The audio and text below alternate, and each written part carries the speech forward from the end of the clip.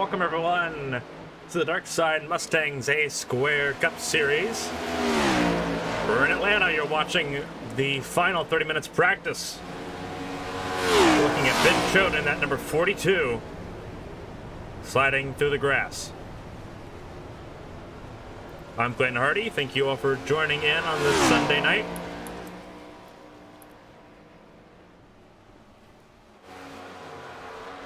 See, there's Josh Garrison in the number 44. Also sliding here.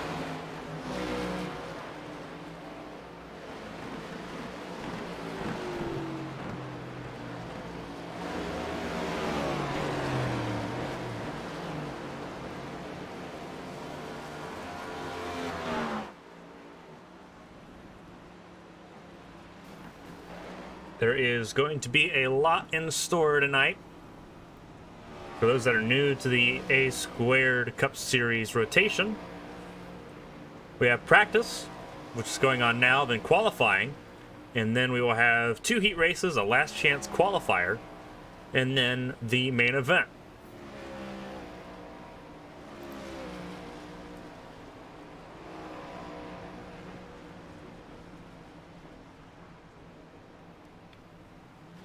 Looking at Joshua Gaiman here real quick as he exits pit lane.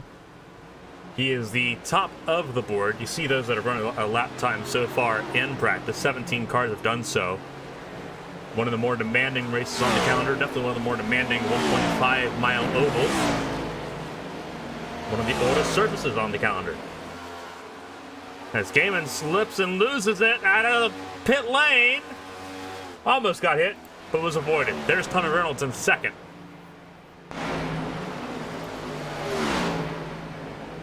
The number 7 Aeromark Chevrolet. It's Josh Gaiman, Tommy Reynolds, Jonathan Smeal in the 3rd position. Then Dustin Painter, Alex Shimkowski in the 5th position. Then it is Kevin Feemster, Jeremy Breo, Josh Garrison, Seth Wansing, Brian Rupert, Terry Gabbard, Donald Ray. And down the list you go to see the full 18 drivers.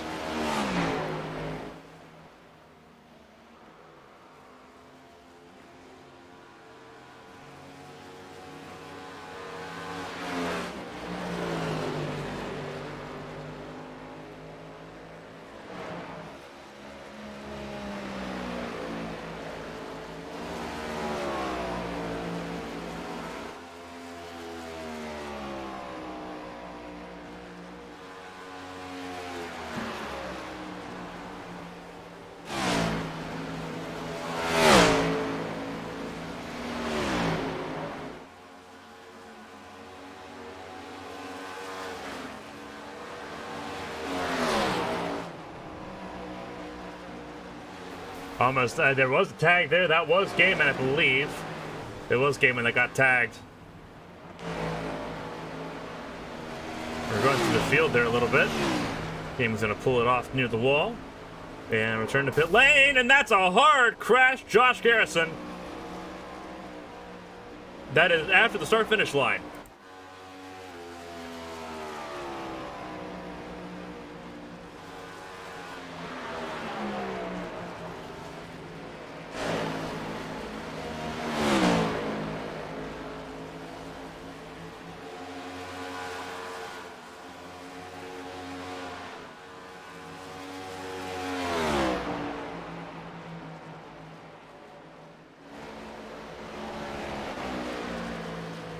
Dustin Painter. And then number 65 sits 6th, Alex Jimkowski.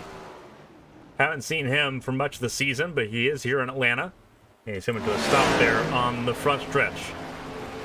Kevin Feemster gets loose, and he hits the wall.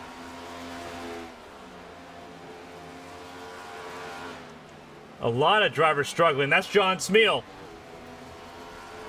And the Budweiser Select number 50. A new look for John Smeal tonight. Car is struggling massively. Snap oversteer coming out of the corners, it looks like.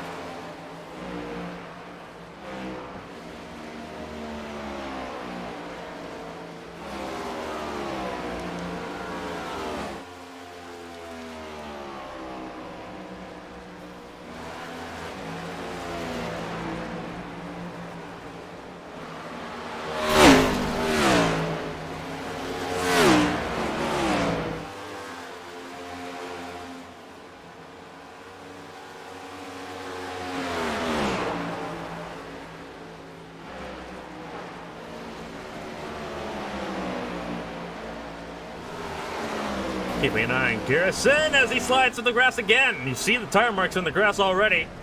He's not the first or the last, and he tags a 6. That was 6 of Tommy Withers that he tagged on pit lane. Tommy Reynolds coming out of pit lane.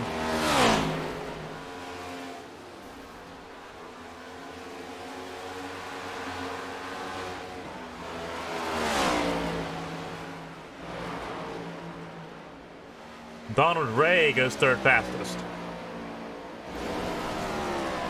20 cars lap time so far. For those that are unfamiliar with A squared regulations here, top 30 make it into a race.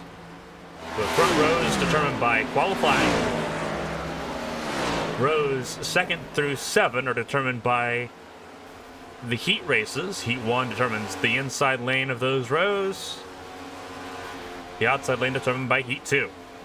The last 16 spots are determined by the last chance qualifier.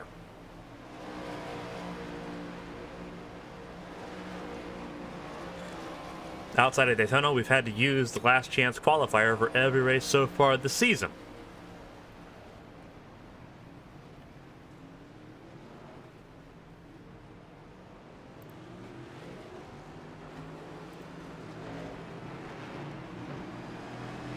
There's a projected 41 wanting to participate tonight in Atlanta. We'll see how many actually take part in the event tonight. 2 people registered for the event and then withdrew before the event last week at Phoenix.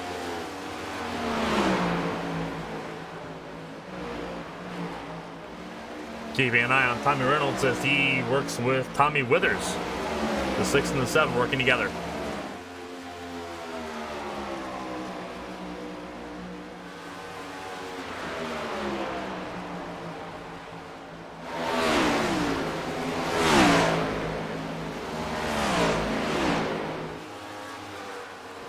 .21 cars lap times as someone tagged the wall. Not sure who that was. That is Daniel Maddox.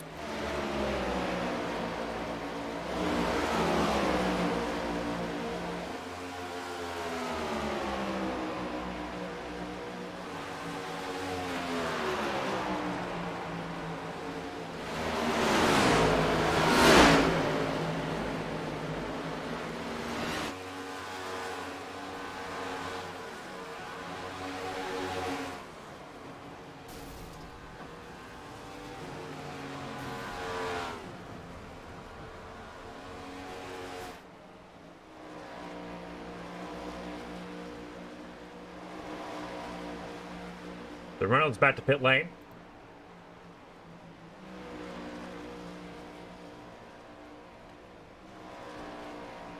Look at Josh Garrison as he spins out of turn 2, tags the wall, and he's going to get hammered hard. That was Cody Pannell that hammered him. Donald Ray, third fastest at the moment.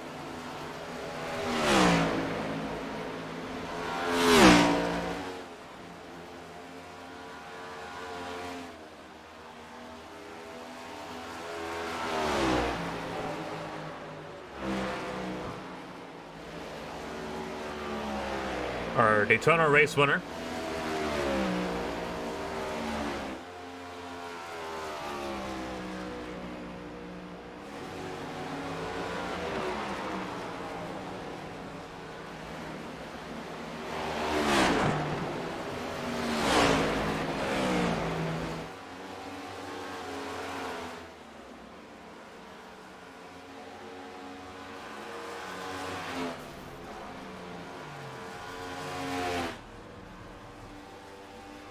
Galen's going to be back on track here in the number 61. Again, running the support for Ukraine Ford Mustang, the number 61. He's been extremely fast throughout these practice sessions, but he's yet to get a race win. See if that can turn around here at Atlanta.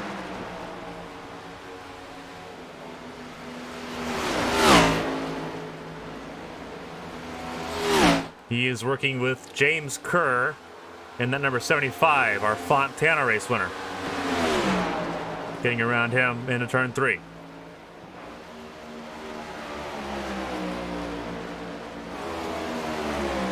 You see the leaderboard panning on the left side of your screen.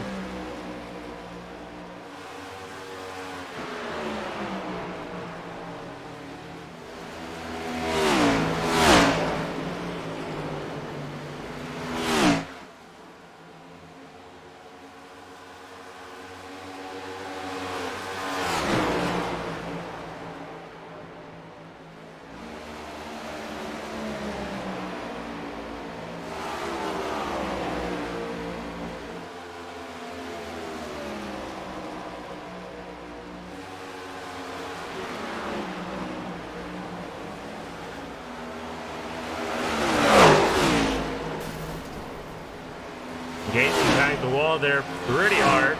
He's going to slide out of the way. He had just set the fastest lap.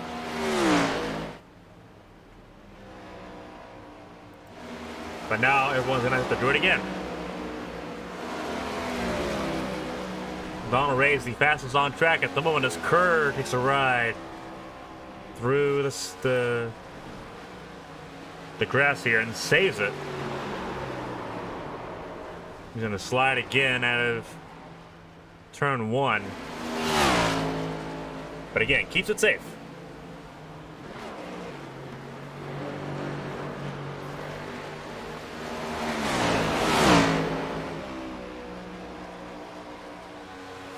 A lot of eyes should be on this man, Jeremy Breo. 74 drifting up, tags the wall as he tries to come to terms with a difficult combination here at Atlanta. He is definitely not the only one. You see Donald Ray do the exact same thing.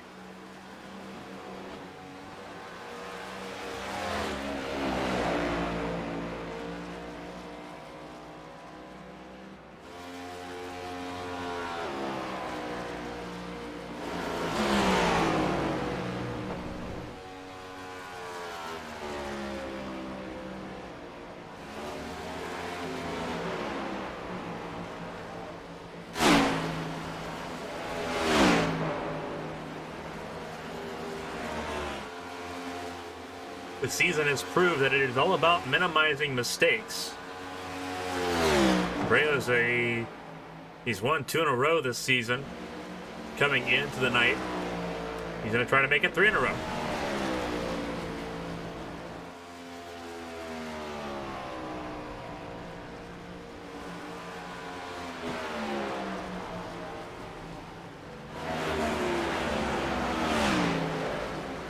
Donald Ray currently working on a longer run pace here. I don't know if he tagged the wall or not. He got close if he didn't.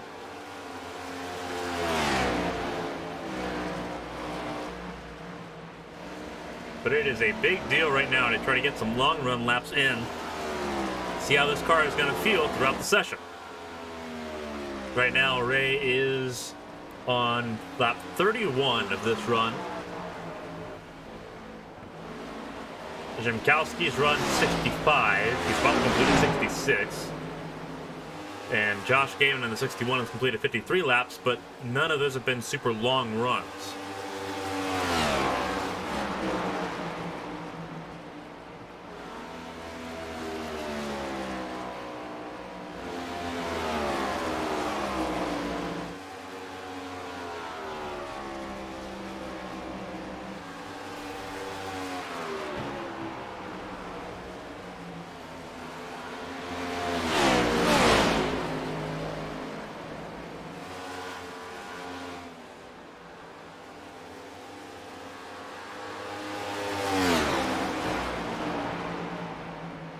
A few cars trying to follow Donald Ray here. That's Cody Pannell further down the order. He is not one of those following.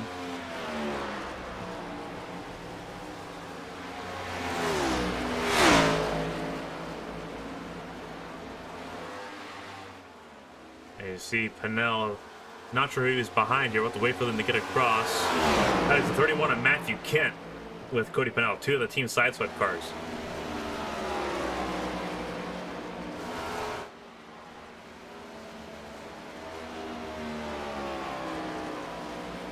On a race pace, pretty deep into a run here, not that bad. He's at a 31.99 at the moment.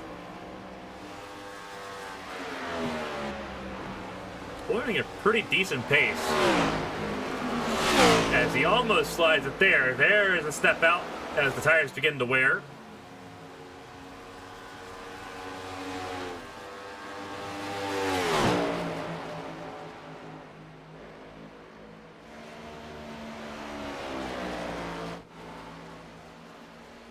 Tom Sears about to complete his first lap at speed.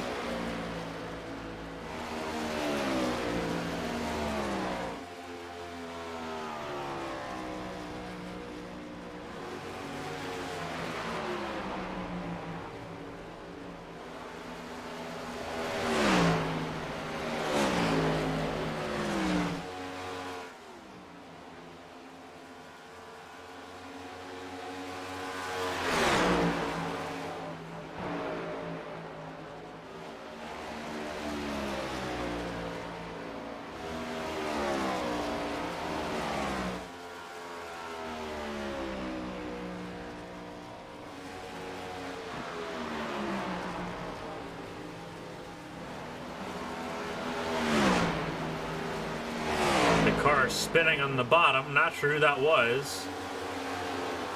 Looks like that might have been the 8 of Kevin Feemster. It was 8 of Kevin Feemster as he gets hit by the 29 of Pete Woodruff. John Smee will have to get around them on his way out of pit lane. There's Matthew Kent making his way slowly up the order, 21st at the moment out of 24 that have run laps.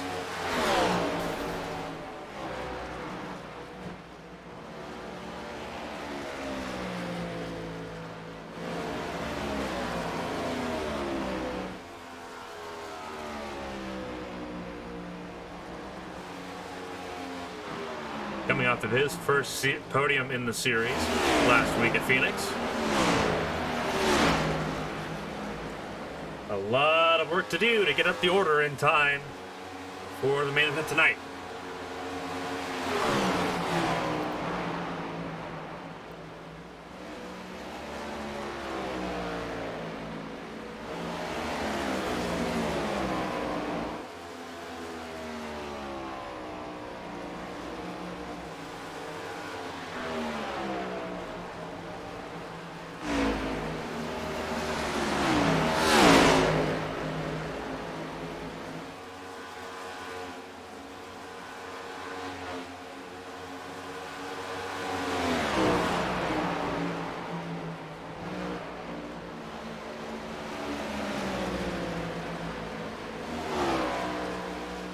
Antonia's improving a little bit.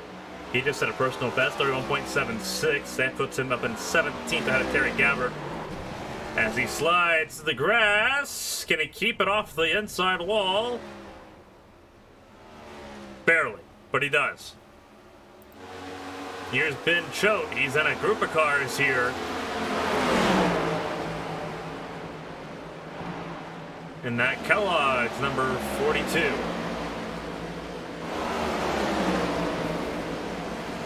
Everyone gets a little loose. That was Feemster, I believe. And I believe Joshua Garrison in that.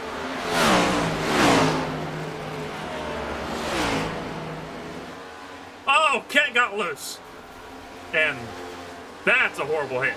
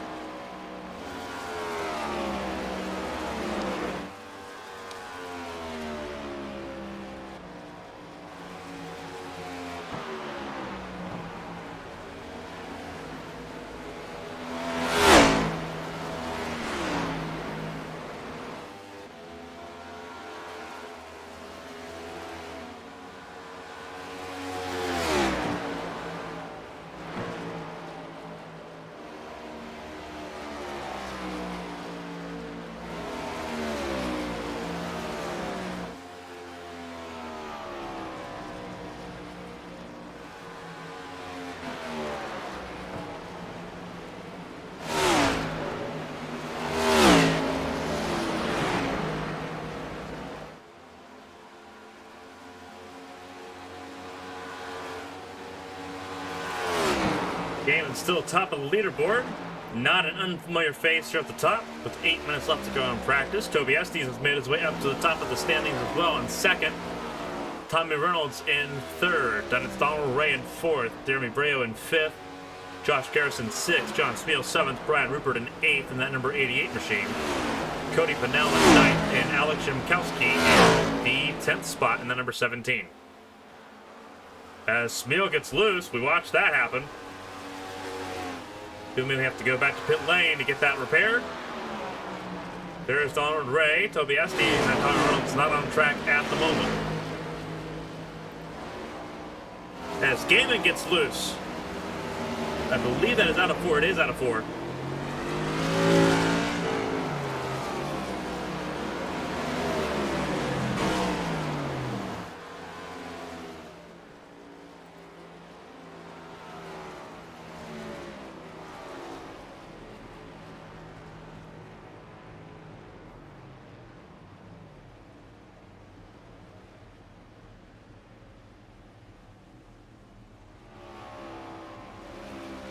So with about 7 minutes left and change, Pannell just went 5th fastest, 31.6, puts him level with Donald Ray.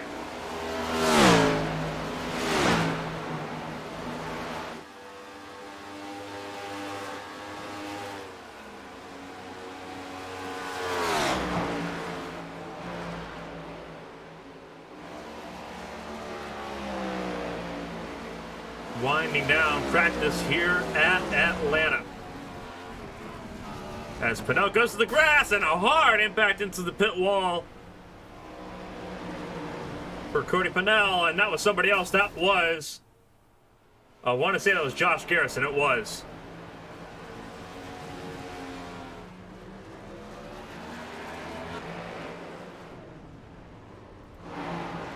Shimkowski also collected an incident. That was with Brian Rupert. There is Dustin Painter in the 65.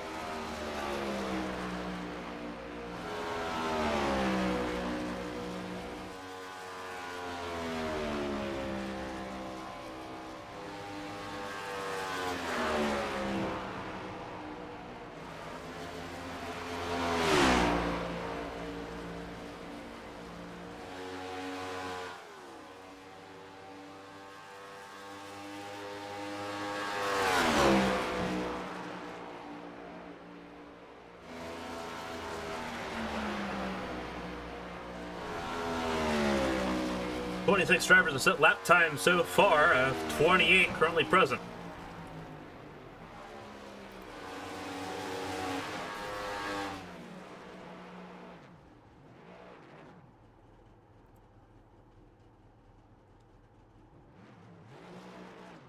I believe the track is getting really quiet for the drivers' meeting. It is.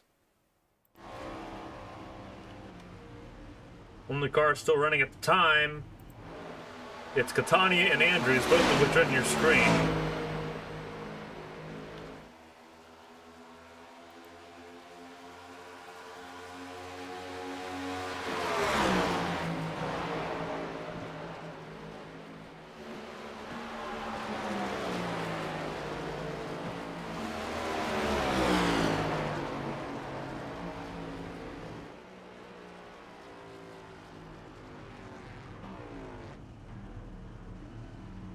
Catania will come down pit lane. Andrew's still running, but drivers' meeting is underway here at Atlanta. So track activity is going to be relatively minor.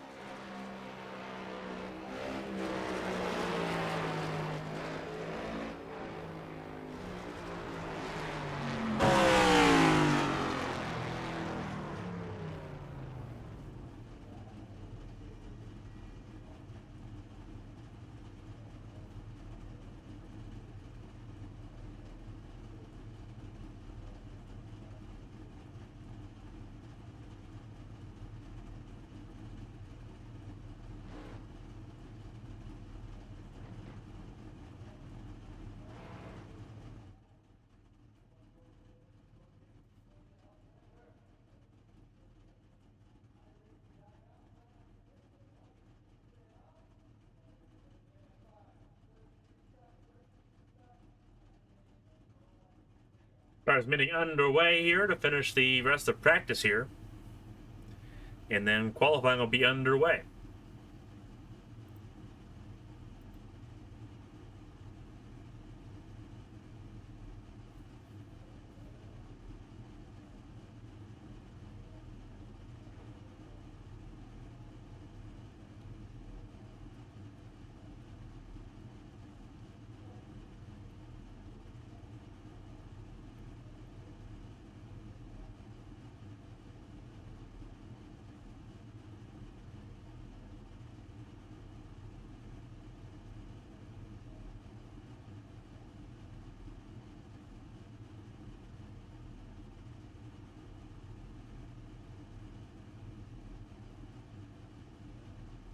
For those that are tuning in, we're in the middle of the drivers' meeting for our A Squared Cup Series race here in Atlanta.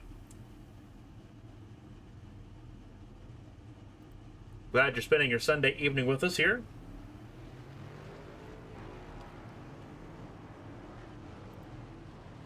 It's going to be a very challenging race.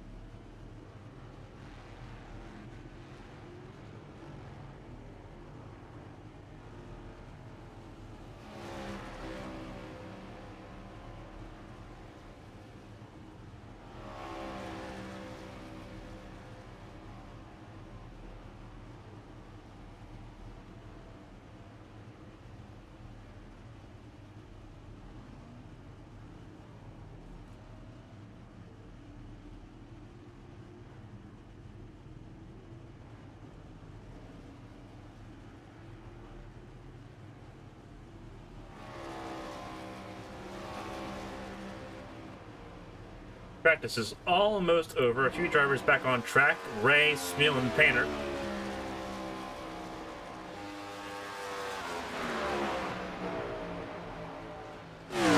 We'll look at track temperatures as we get ready for qualifying. But first, we got a little stuff we get to show you guys before qualifying begins. Let all of this transition out here real quick. Hey everybody, Larry McReynolds here. Have a bit of an audio issue. Give us a second.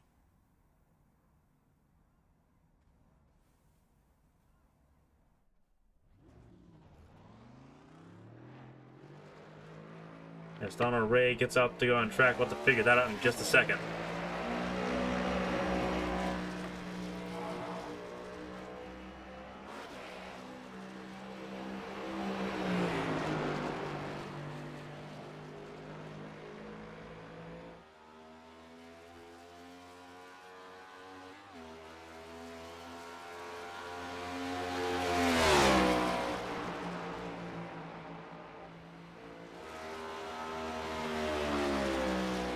We'll watch Donald Ray's run, and then we'll transition back to it, see if we can get it figured out.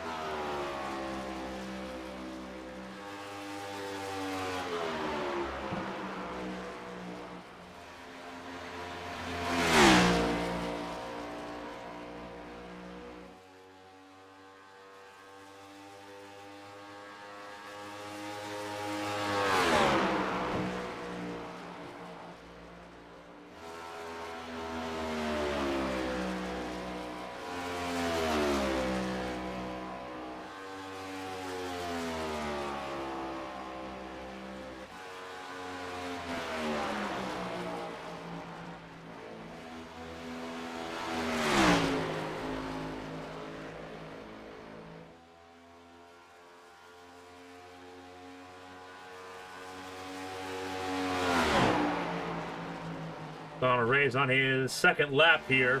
Cody Pannell, you see the leaderboard changing hands here. Originally top of the board. What can Donald Ray set here? Is it enough to take pole away? It is not. Gaiman takes it away on his first lap.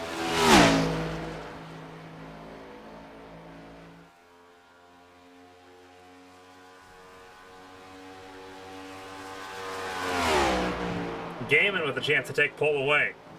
Estes provisionally on pole.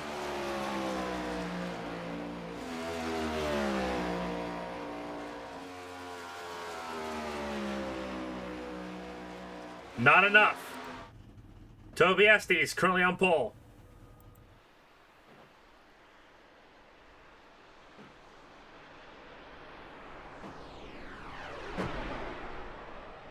Cody Pannell provisionally in second.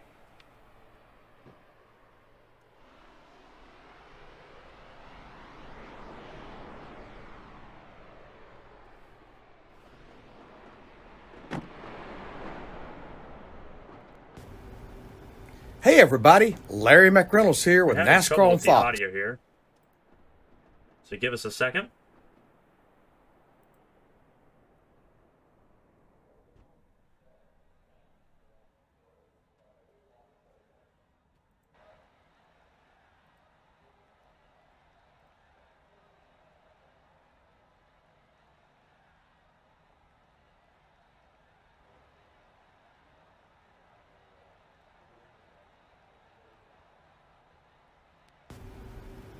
Hey everybody, Larry McReynolds here with NASCAR on Fox. Reach up there and pull those belts tight. One more time, you are watching the ARCS Racing Networks.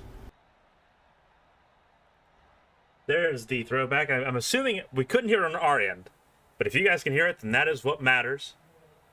Right, Reynolds giving ARCS Racing Networks a shout out here.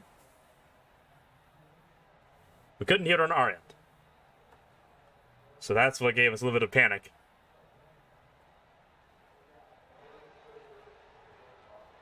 Shout out to Larry Reynolds.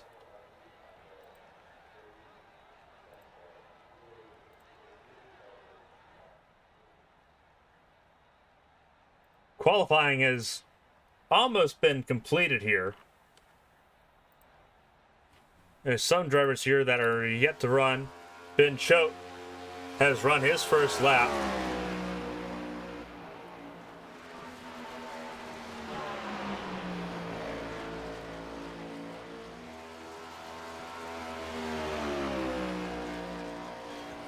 Watching his second. He's currently 23rd overall. Does he climb? He does climb quite a lot. Choate to 12th.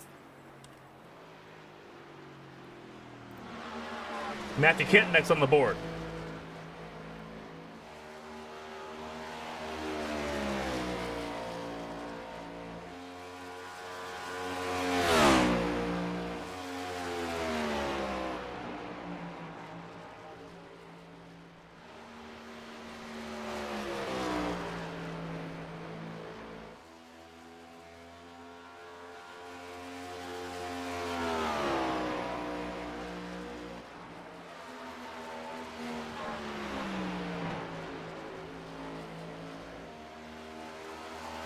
Matthew Kent.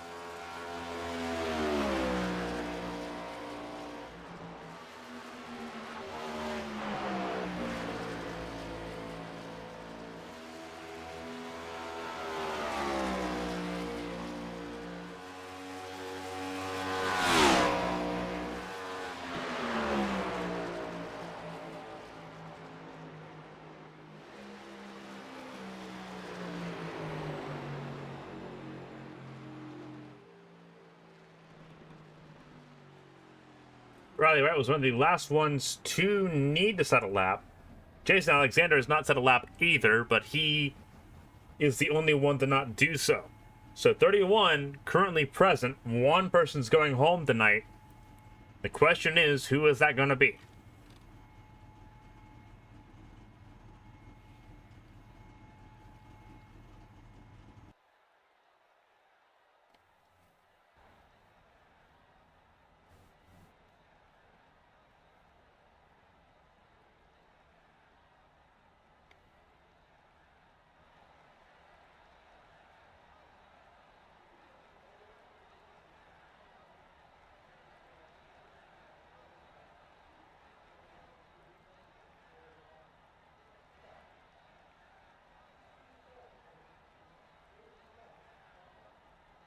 Waiting to see at this point how much time is left before we get into the first heat race. But 30 cars of second qualifying lap times out of 31 currently present. The 53 of Jason Alexander, the only one not to do so far. The full times are on the left side of your screen. Top 10 highlighted at the top, and then it pages to the rest of the field at the bottom.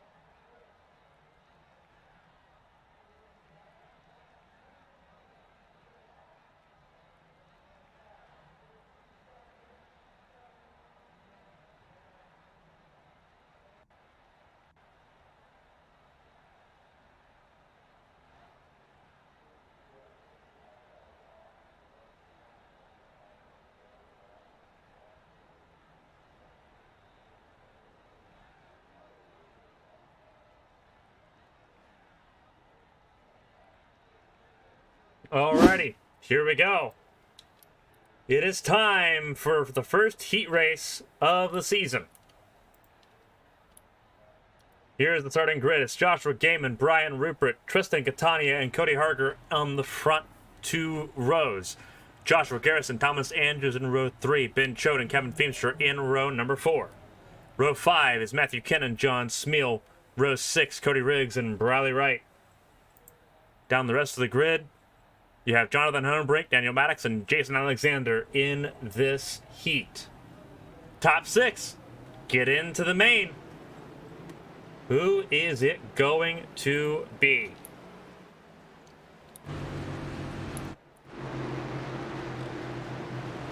Rupert on the outside in the 88. Alongside Joshua Gaiman, who will be on the pole.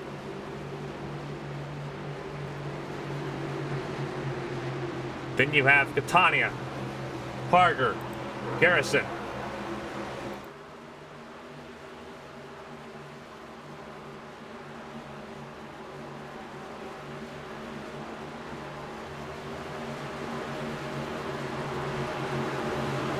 That's your top 5 as we get ready to go here.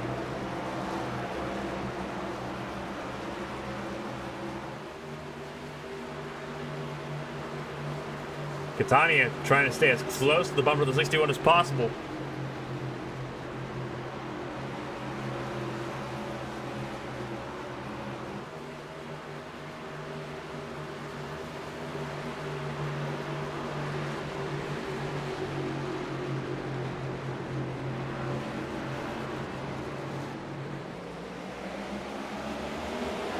We're underway for the first heat race.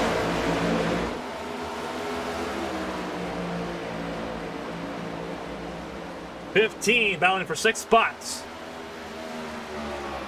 Gaiman immediately moves to the top line. Again, there are no heats in this heat race.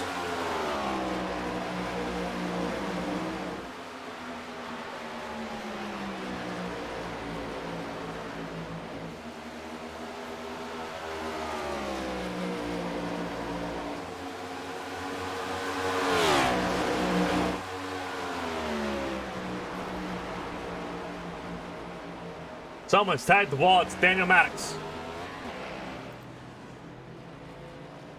His heat's going to come to a really quick end. And you see the damage on the back of that car. That is a disastrous hit. He's going to lip it around, but he's going to have to rely on the last chance qualifier to avoid going home.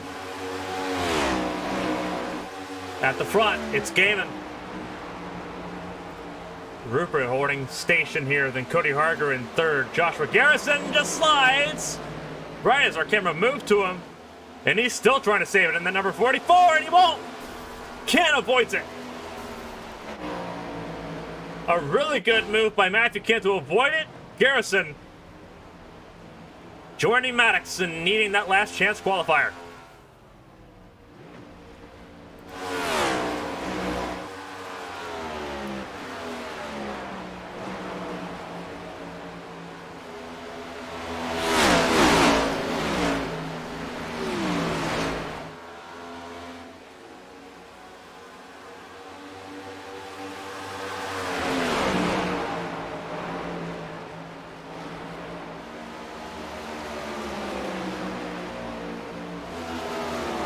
Harder in that number 66.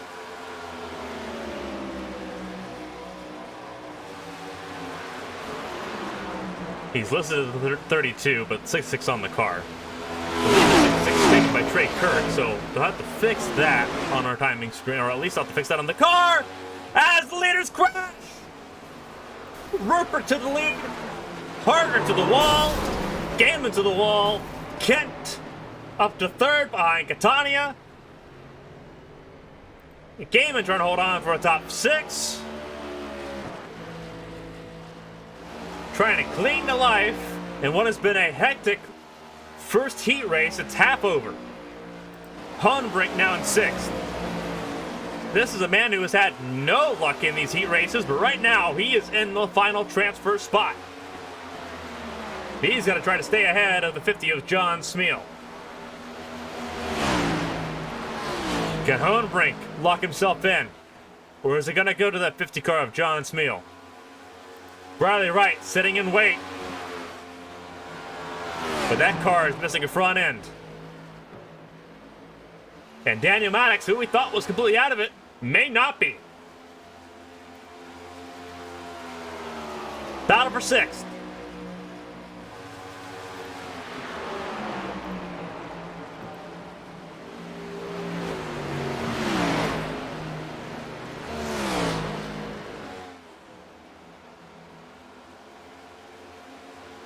Four laps to go, the final transfer spot. Top 6 make up the inside of rows 2 through 7.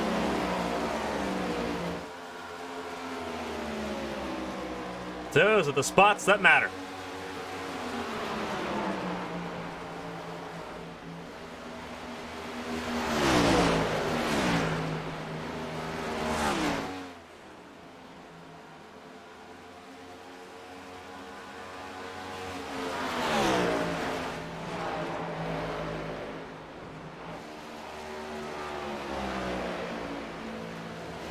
Two laps to go. Here's Brian Rupert on his own. In that number 88, Matthew Kent battling with Tristan Catania. That's a battle for second. Thomas Andrews well and securely in fourth on his own. Coming to the white flag here in heat number 1. Final lap of the heat. This is the battle for second. Brian Rupert 1.6 ahead. Joshua Gaiman trying to hold on to 5th. And Hunebrink trying to hold on for 6th. He's going to probably do so. John Smeal had a bit of a bobble. And that's going to put him first in line for the last chance qualifier. But coming out of 4 for the final time, Brian Rupert's going to lock himself in. He wins the first heat of the night. He'll start 3rd in the main event. Matthew Kent. Best ever heat race finish for Matthew Kent. He will start 5th. Tristan Catania, best start of the season for him. He'll start 7th. A 9th place start in the main event for Thomas Andrews. Joshua Gaiman locks himself in with an 11th place start. And 13th will go to Jonathan Hunebrink for the start of the main event. Later on tonight, they are safe. They don't have to worry about anything else for at least the next 40 minutes.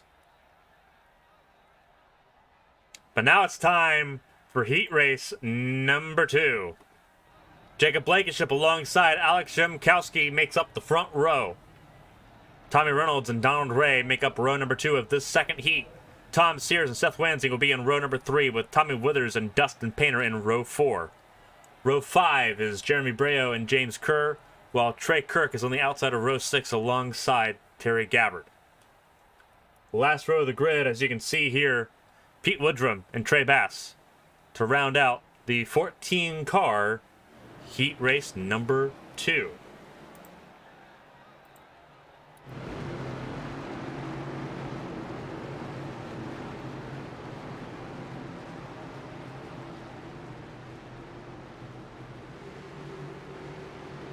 Another 10-lap heat underway. Again, there are no cautions in these heat races. 2 cautions potentially in the last chance qualifier, but none in these first 2 heats for those that are new.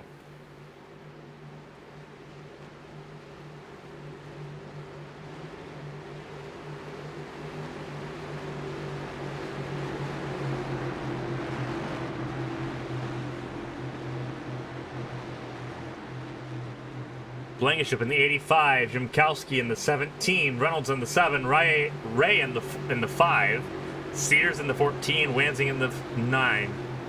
Make up the first 3 rows. Again, top 6 transfer to the main event. Everyone else has to use the last chance qualifier. So which of these 6 are going to make it in? Green flag in the air. We're underway for heat race number 2.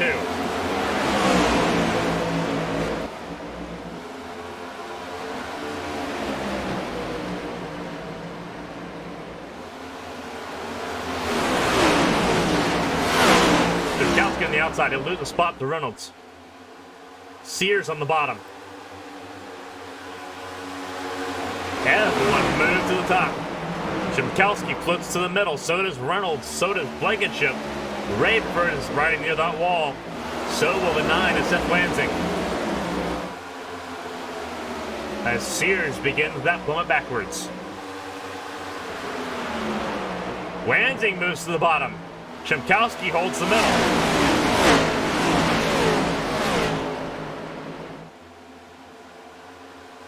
A lot more orderly this time around here.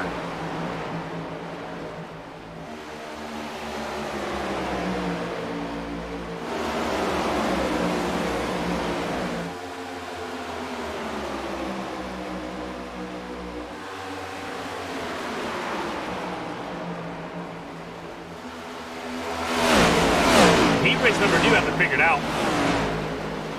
Blankenship still had a Reynolds, then it's Szymkowski, Ray, Sears, Wansing. Sears and Ray are side by side. Sears takes 4th away as 7 cars battle for 6 spots.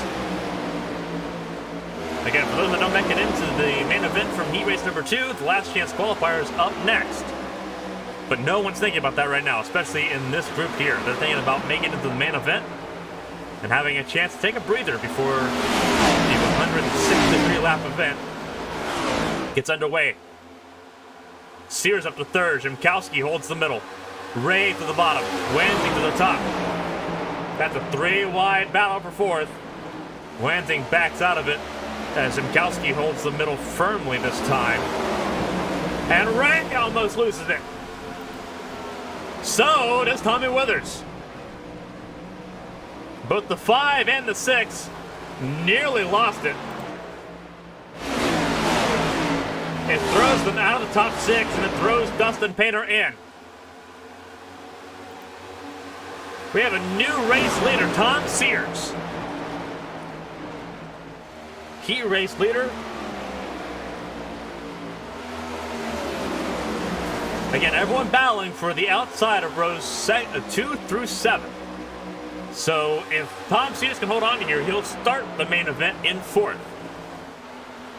That is imperative to start the race to the front of the field. Moves from the top to the bottom mid-corner. Don't think that was intentional, as now it's going to give Blankenship a huge run with Withers and Wansing in tow. That is a 3 wide. Blankenship, Reynolds in the middle, Sears on the bottom.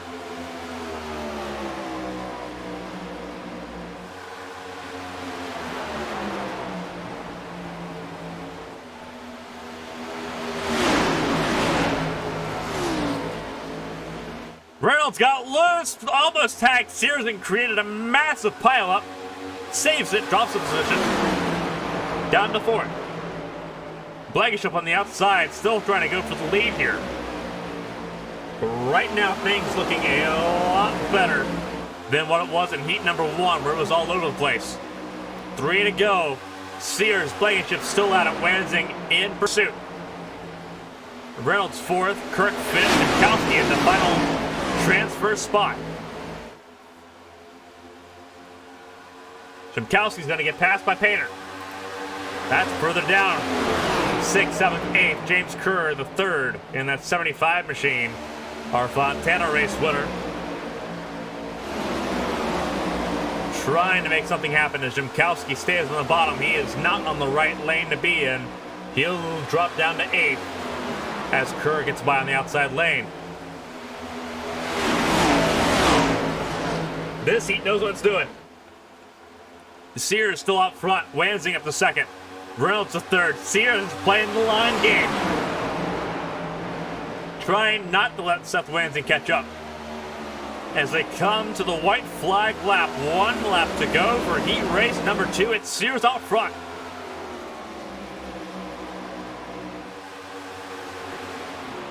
Blankenship gets past Wansing. And clears him. Trey Kirk's up to the top 6. Shimkowski's dropped down to 8th. Donald Ray still in 9th. Through 3 and 4 for the final time of heat race number 2. Sears rides the outside. The Blankenship's closing in, but it won't be enough. Tom Sears wins heat race number 2. Jacob Blankenship in 2nd. He'll start in the 6th spot in the main event. Seth Wansing, Tommy Reynolds, Dustin Painter, and Trey Kirk take up the final transfer spots. Everyone else will have to rely on the last chance qualifier to make it in.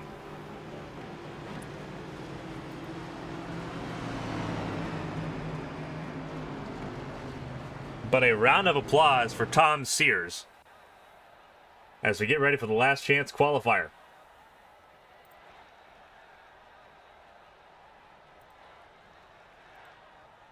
Here's what it's going to look like. It's John Smeal alongside James Kerr on the front row of this last chance qualifier. Bradley Wright and Alex Shimkowski in row 2. Josh Garrison and Donald Ray make up row number 3. For those that are picking up a pattern, those in heat 1 on the inside, those on heat 2 on the outside. That is applying not only in the main event, but in this last chance qualifier as well. Row 4, Daniel Maddox and Jeremy Breo. Row 5, Cody Harger and Terry Gabbard. Row 6, Kevin Feimster and Tommy Withers. Then it's Cody Riggs, Pete Woodrum, Ben Choate, Trey Bass, and Jason Alexander.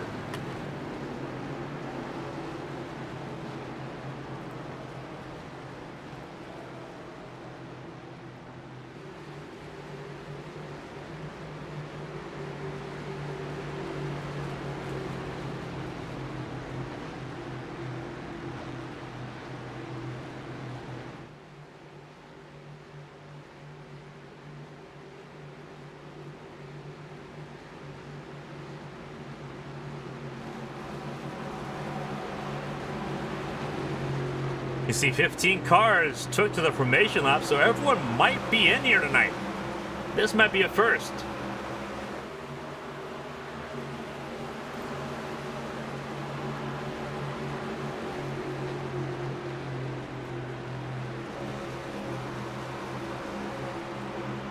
For everyone just now tuning in, we're in the last chance qualifier.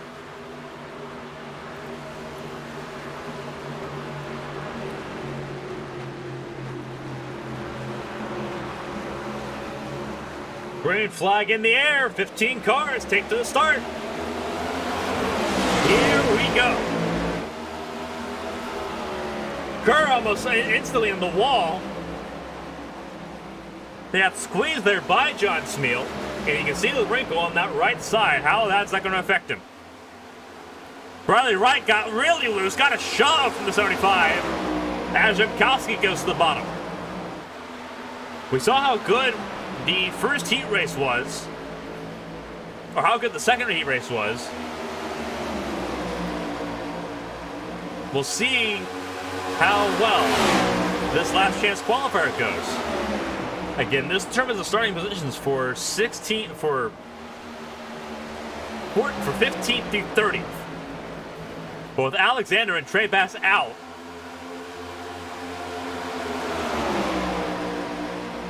that means that 29 will be in the main event.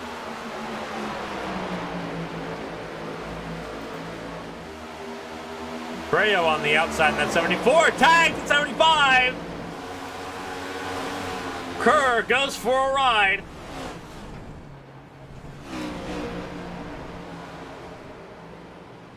But he saves it. Smeal out front, Jimkowski in second.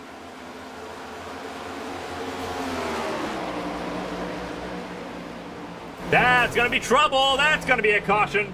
That's Riggs. Gabbard. Was that not a yellow? Withers was also involved.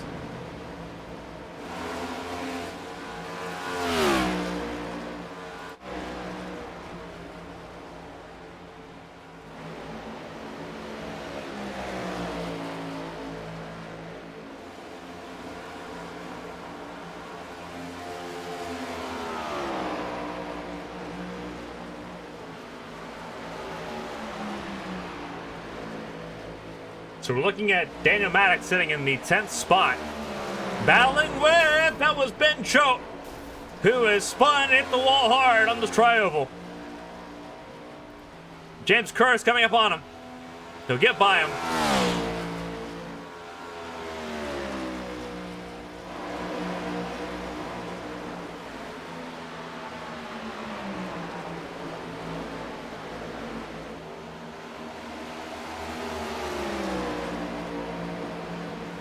Reyes on the charge.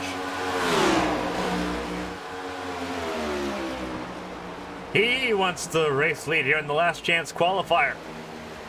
Jimkowski in third, Ray fourth, Harger in fifth. As Smeal almost tagged, Breo got loose out of two.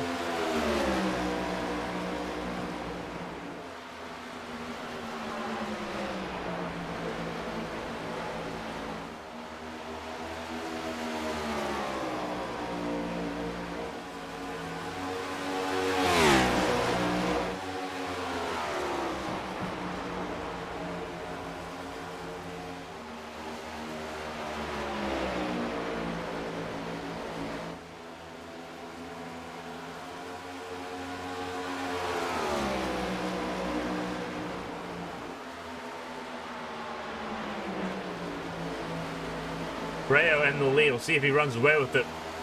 Again, he's won the last two races. He won at Las Vegas, then he won at Phoenix last week. So he's not someone you can count out under any circumstances here, as Bradley Wright and Daniel Maddox come down pit lane. John Smeal now under threat from Jimkowski and Ray. That's the three of Cody Riggs. The silver bullet.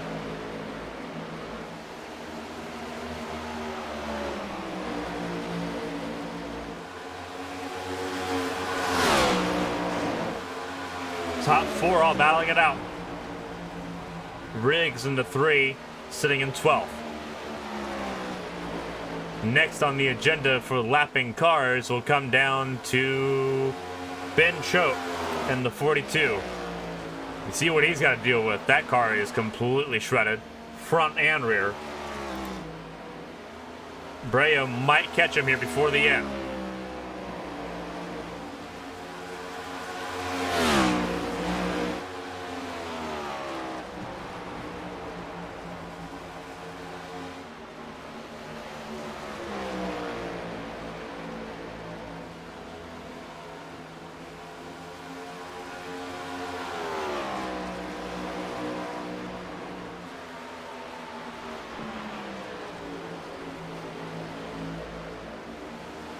Breo seems pretty comfortable right now as Zimkowski's gotten around Smeal.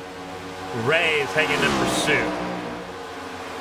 Top four pretty safe right now. See what happens in these final 2 laps. Zimkowski trying to close the gap. He did close it a little bit into 1. See if he can catch up to Breo here.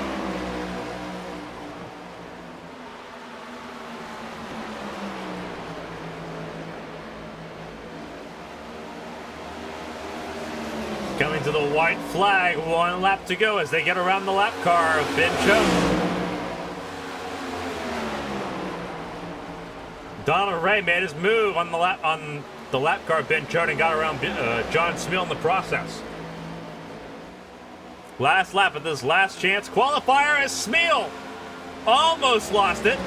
He held on to it and hold on to 4th in the process, but no longer battling for the top 3 as Jeremy Breo leads his team sideswipe teammate Alex Zimkowski to the tri-oval, and across the line, Breo wins the last chance qualifier. And style points there for Breo as he crosses the line and decides to do a little bit of Gymkhana. Ray 3rd behind Zimkowski. You see John Smeal in the 4th position.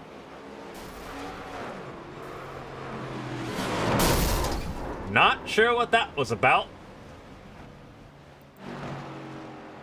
There's Pete Woodrum in the 6th. And the 29, he finished 6th.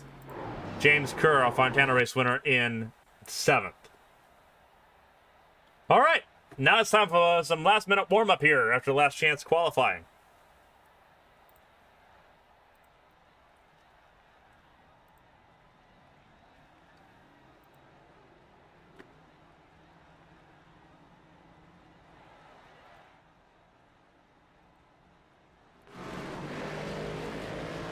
Cody Pannell going to take to the track here for warm-up.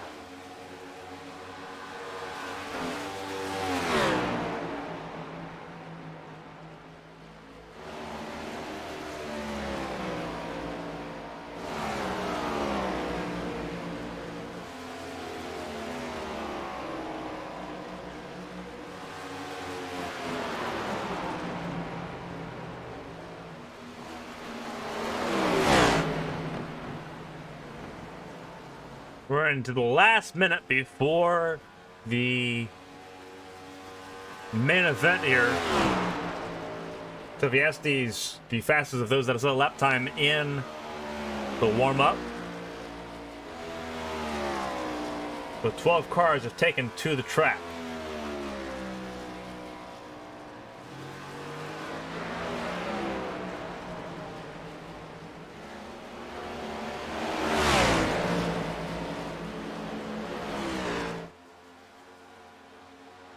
Well, we're in the last 30 seconds of practice here. For those that missed it before qualifying, a little bit of a surprise show up one. We'll show it to you guys again before the beginning of this race. Hey everybody, Larry McReynolds here with NASCAR on Fox. Reach up there and pull those belts tight one more time. You are watching the ARCS Racing Networks.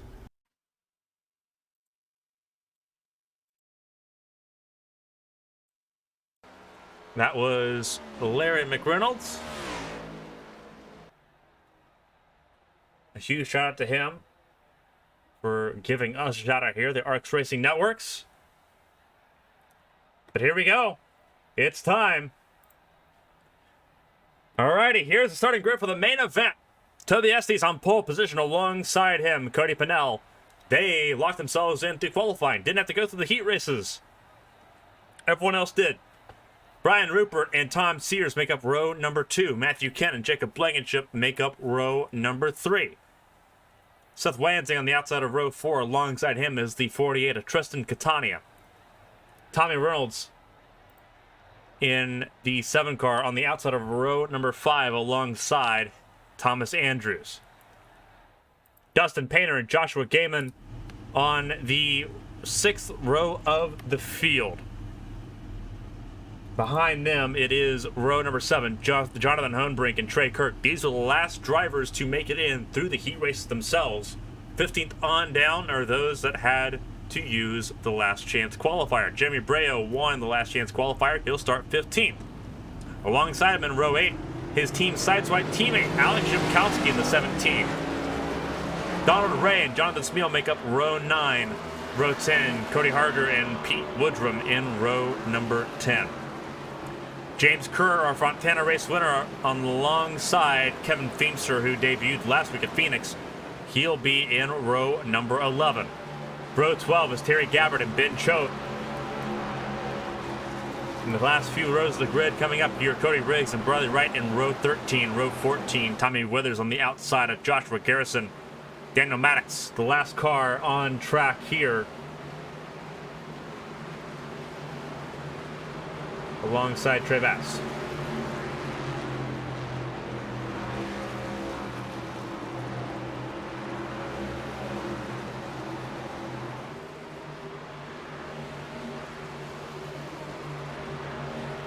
But it's Estes, Pannell, Sears, Rupert, Blankenship, Kent at the top of the order. Start us off, 163 laps set to be underway. It's time to get hot in Atlanta. Pace cars off, green flags in the air. We are underway here in Atlanta.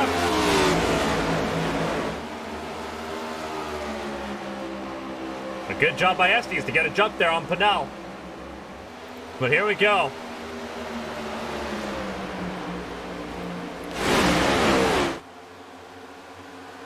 Good look at everyone coming down the back straightaway out of turn number 2.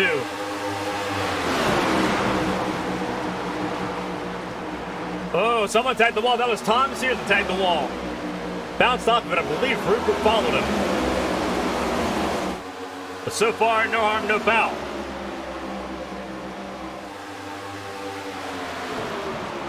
Again, Tom Sears, 3rd place for the number 14.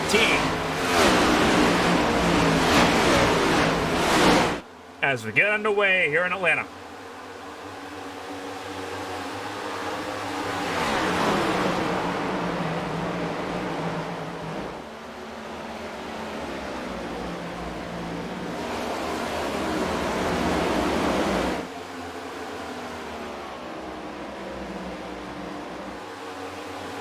It's Estes at the front with the most clean air. Cody Pannell a distant second. It feels like 9/10 of a second. That's what that looks like. Tom Sears in third, as that was Tristan Catania on the apron. He's going to have to file back in, but he's going to drop a lot of spots. He's down 12 spots already.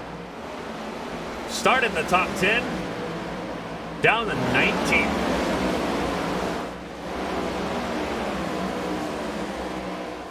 Everyone's still rolling here. Josh Garrison as Toby Estes.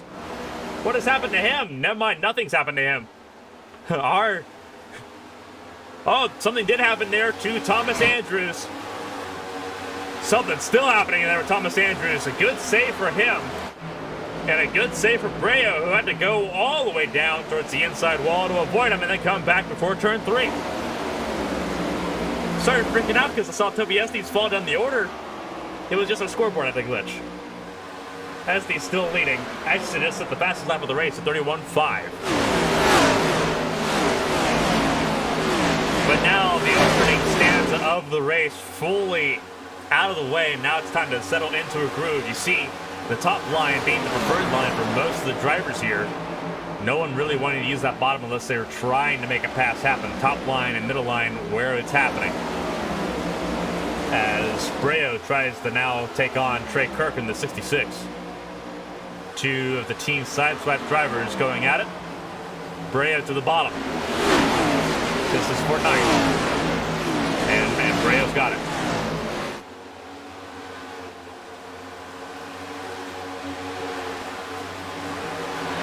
Matthew Kent continuing on what he built on at Phoenix, sitting third. Started fifth. He's been doing a really good job of progressing here as we've been getting underway. A podium last week at Phoenix. Finished second there. Right now he's sitting third behind Cody Pannell. Right now he's looking really good, sitting out of Tommy Reynolds in Seth Lansing in the middle of that top 5. Tom Sears in 6th. Jacob Blankenship 7th. Brian Ripper 8th. Jeremy Breo up to 9th. Reminder that Jeremy Breo started 15th. He won the last chance qualifier. But he's got a little bit of ground to make up here if he's going to try to make it 3 in a row this season after winning Vegas and Phoenix. Reynolds gets by Kent for 3rd. Watch that pass happen. As Sears runs the top line, thinking about making a move on Lansing in the 9.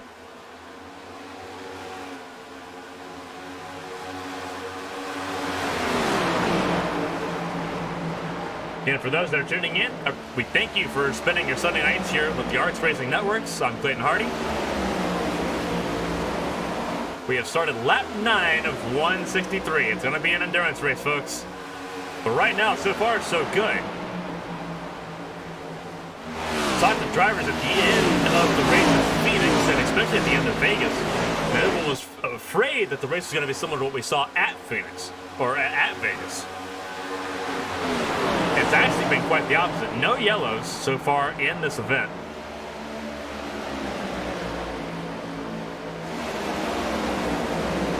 Two cars in pit lane as Matthew Kent went for a little bit of a ride in the grass. He'll drop to the edge of the top 10, almost out of it. Dustin Painter as Josh Gaiman comes out of pit lane. That's a car spun. Everyone look out. Not sure that was Cody Pannell.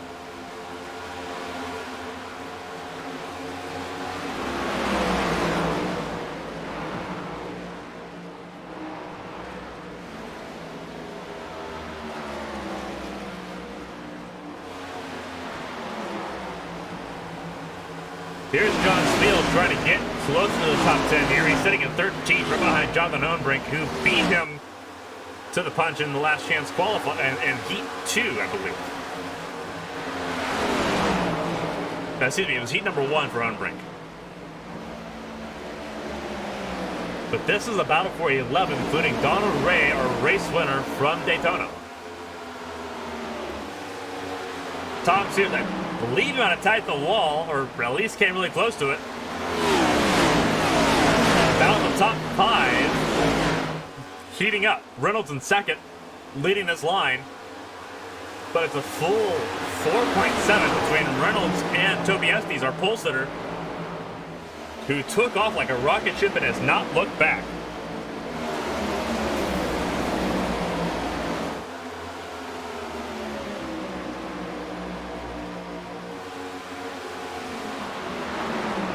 It's Kirk, Rupert, Painter, and Jankowski side by side, 2 rows deep. Rounding out the top 10, Matthew Cannon 11th, holding on to the edge of this line, and then there's a bit of a gap between Cannon and Hunebrink.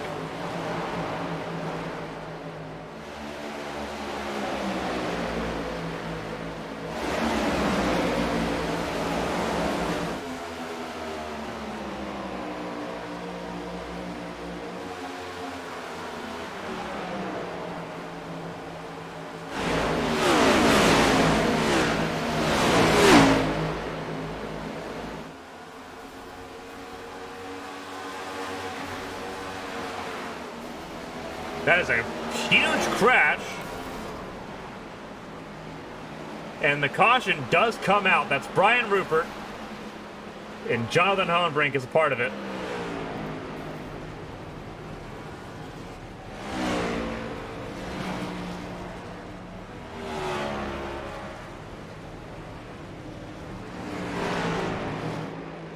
Hunebrink's going to get moving here.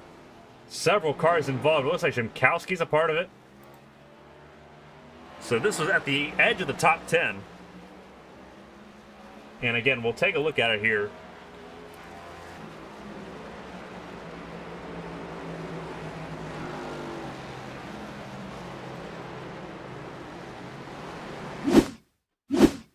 So here's what happened. Here's a good look at it.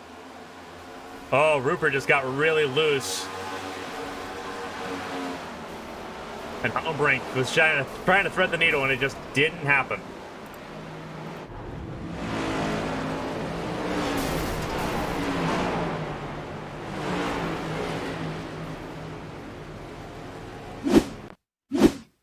We'll look at it again from Jankowski. See if we can get a good look here. Yeah, you can see, like, here's a good freeze frame of it. You see Rupert's already lost, he's already loosened the car here. So as we play it here, it just snaps on him. Dustin Painter got a piece of it. Matthew Kent got a piece of it. And then there's Hunebrink as Jankowski's, you can see the smoke. He's locked the tires up trying to keep from rolling backwards, but nothing that Hunebrink can do.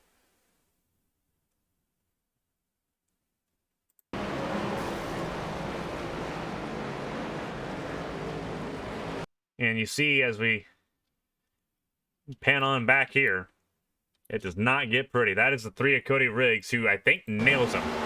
He does. That 3 car has continued to have trouble in the 48 Catania. He's rolling up. He sees the 30 spinning. Just can't go up enough without spinning the car himself. So he tags the 3.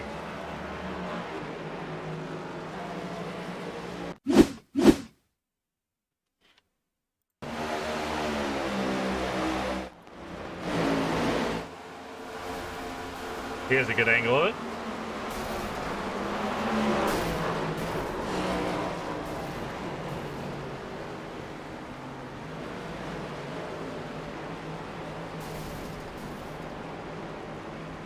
And Hunebrink didn't really do anything wrong there. He's trying to roll out of the way.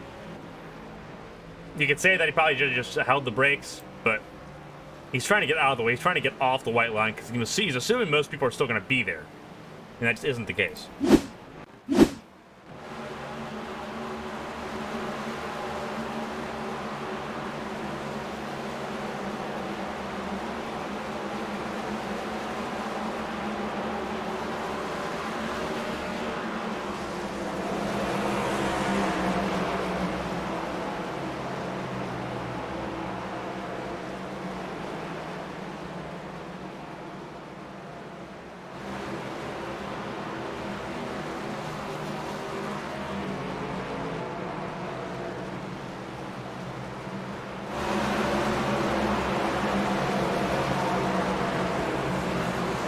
Alrighty.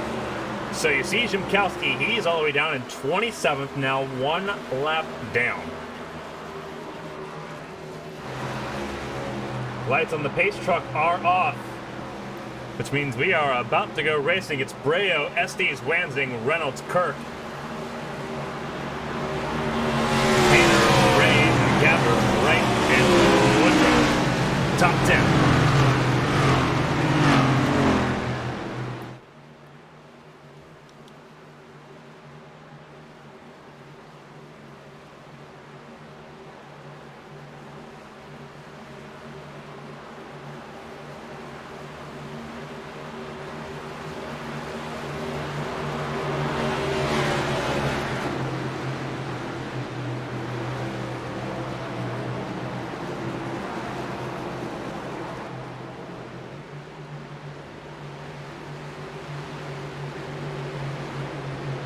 Pace truck will pull into pit lane here in just a moment. There's the hard left for the pace truck. It's on Breo's control. Toby Estes on the outside. Toby Estes almost wheel spinned it into the wall. Still wheel spinning. Still wheel spinning. And that's a problem. That's going to be another yellow. Estes still trying to save it, and it is a bedlam behind. All tires on the 78 of Toby Estes has brought out caution number 2 in very quick succession. And that took out a lot of cars. That was the front of the field.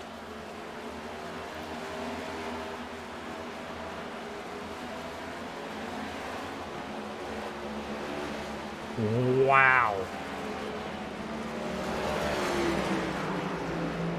How many cars got through that?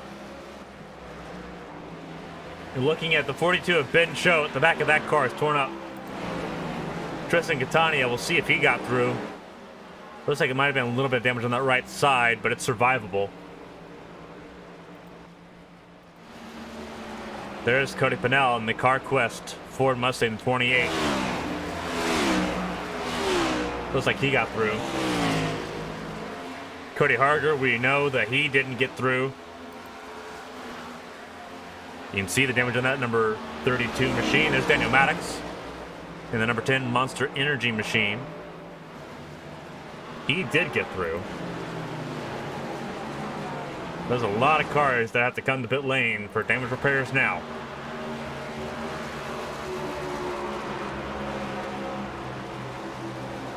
So we'll take a look at it.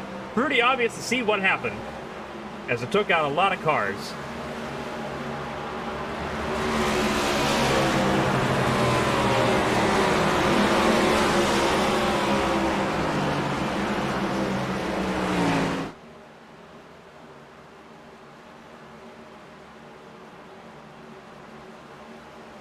You know, it's all on Toby Estes here. So you can see, we'll actually go back to the start here. We'll go back to the green flag. And it doesn't get much easier to see than this. Green flag comes out here. And he steps out once, twice, 3 times, and the 3rd time's not savable. Reynolds to the inside. And you see the bedlam behind. That's been choked.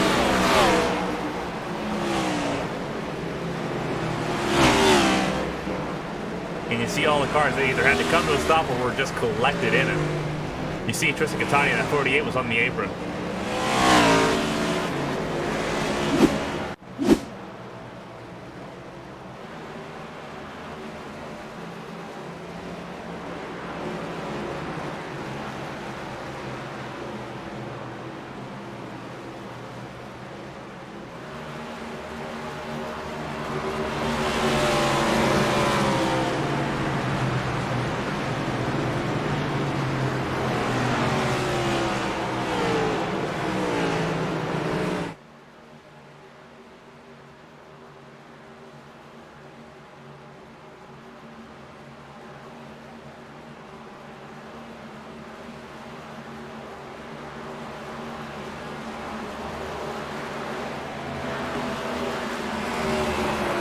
looking at Toby Estes because of the second caution for wheel spinning the start.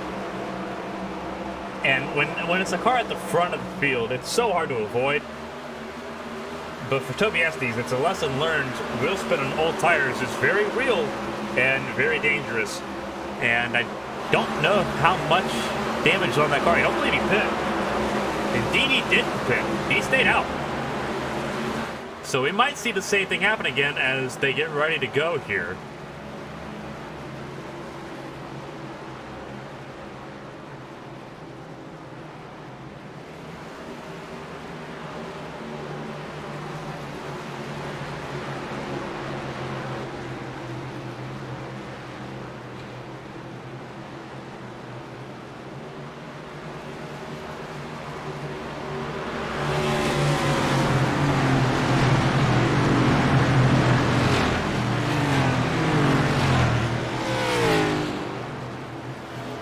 So 1 to green here. We'll have to keep an eye on wheel spin again because the top 7 have not been to pit lane yet. Neither has the 51 of Briley Wright, who is in the 12th position on the outside lane behind that bright yellow arch machine of Tom Sears.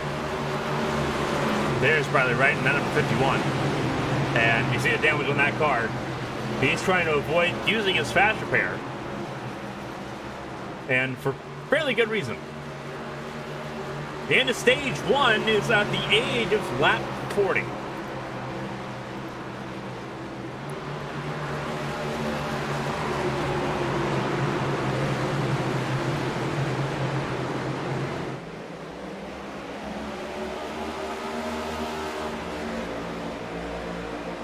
We're back underway here. Breo alongside Seth Lansing at the start. A lot cleaner start that time around.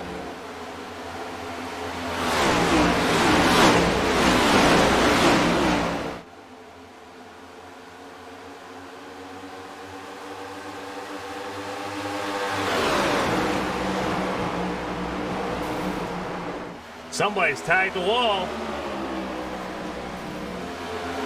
And that's a yellow. Who was it for?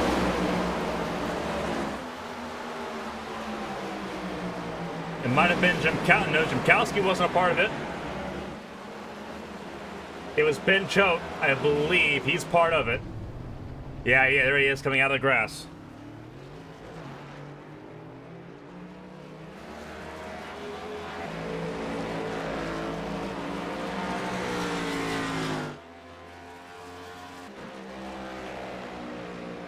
Looks like Matthew Kent was involved as well as Jonathan Hunebrink.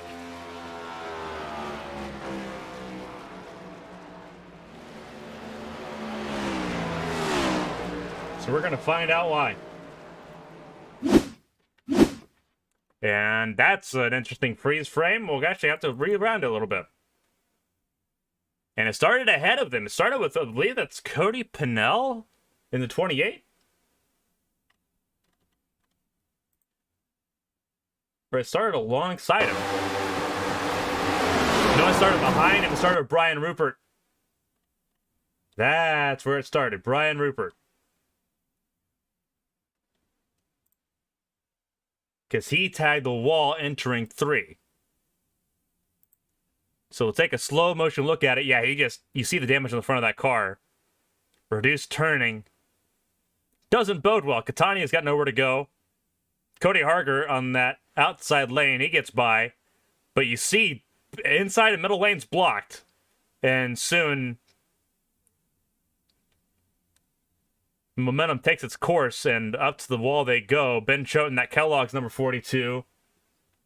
See Jonathan Hunebrink in that number 20 involved. Tommy Andrews in that 2. He might have got away with that one. Same with Alex Jimkowski. That was a close call. You see Ben Choate spinning down to the bottom there. So we'll take a full motion look at it here. Again, we're under caution for the 3rd time today, and this is why.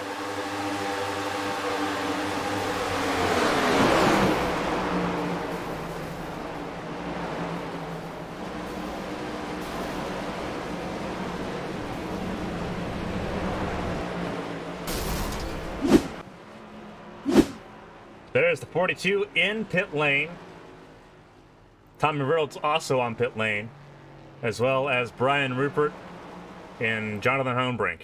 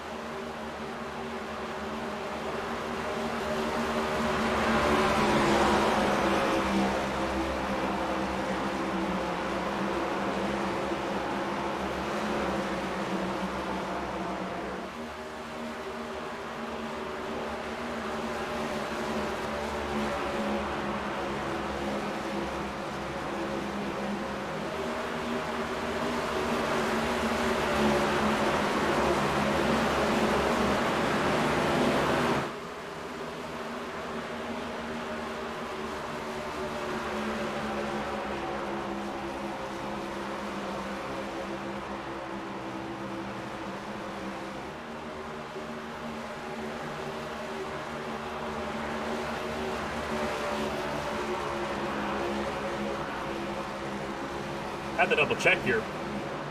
I believe the lights are on the pace truck. I think they might have moved this to a single file restart.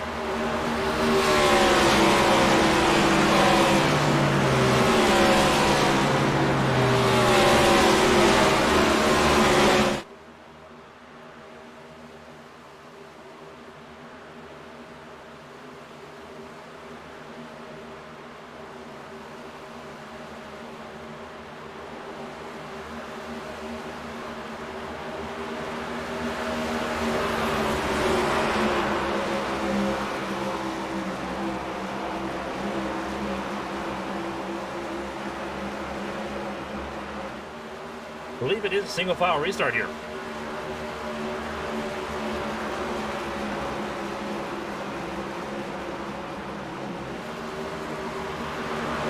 Pace truck does come in, single file restart. Here we go. It's Breo, Wansing, Kirk, Estes, Painter, Gabbard, top 6. We're back underway after the third caution of the race. You're on lap 29.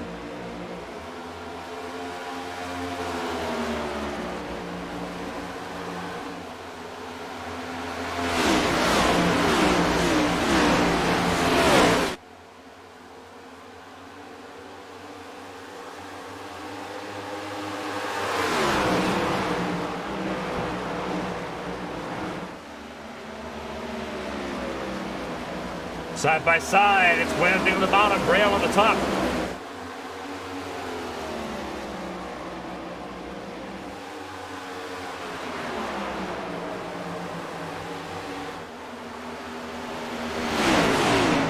Breo holding strong on the top. Wansing just hasn't been able to get by him.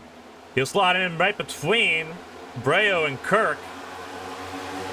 It's a sandwich that Wansing's pretty familiar with, being in the team sideswipe sandwich.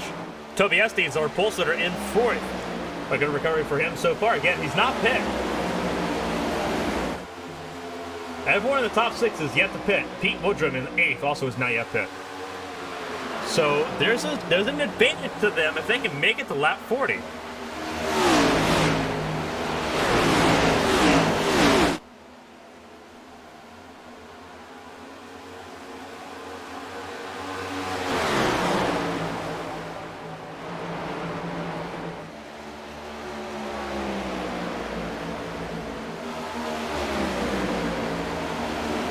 They're still going to battle it out here. Again, for those that are unfamiliar with how all this works, there's 3 stages in this race. The first 40 laps, then laps 41 to 80, and then the end of the race. This series, the third stage, is essentially half of the race. But for the stages, first place in the stage gets 10 points, and it goes all the way down to 10th place, which gets 1 point. So there's a lot of points on the line in these stages to do well. So you're going to see a lot of drivers kind of incentivized to do well here and get some more of those points. Seth Wansing and Jeremy Breo looking really good to battle it out. Wansing at the bottom. Seems to be that's where he wants to be. It's just that Breo's got the momentum off the top lane to be able to run off. You see the gaggle of cars fifth on back. That's Gabbard ahead of a 3-wide situation. Pannell was in the middle of it, so was Blankenship and Woodrum. Blankenship with that 85 still in the middle of it, dead smack in the middle of this group. As Gabbard to the grass. 4 cars saves it. But he's going to drop out of the top 10 like a rock. He's dropped down to 18th.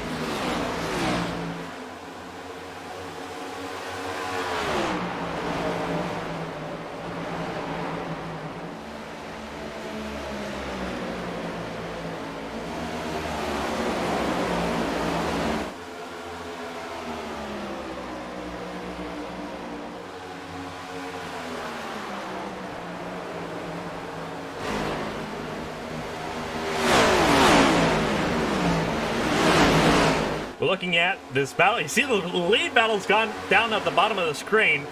Cody Pannell's in 5th, and it's just an entire mass of cars behind him. As everyone's running different lanes. You see the very top lane, down to the middle, down to the bottom. A lot of variations going on here as we have 5 laps to go here in stage number 1.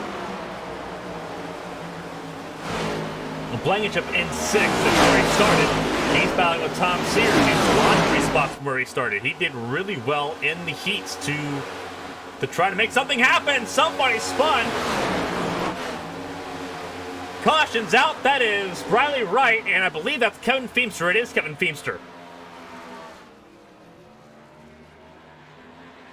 Caution number 4. This will end stage number 1.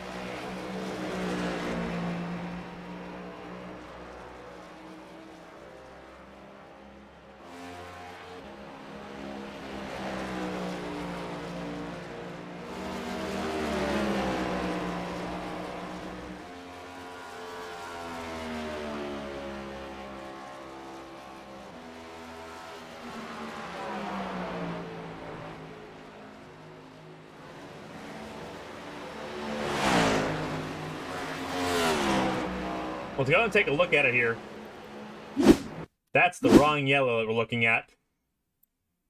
This is the yellow we're looking at. And you see the yellow flag came out after they'd already spun.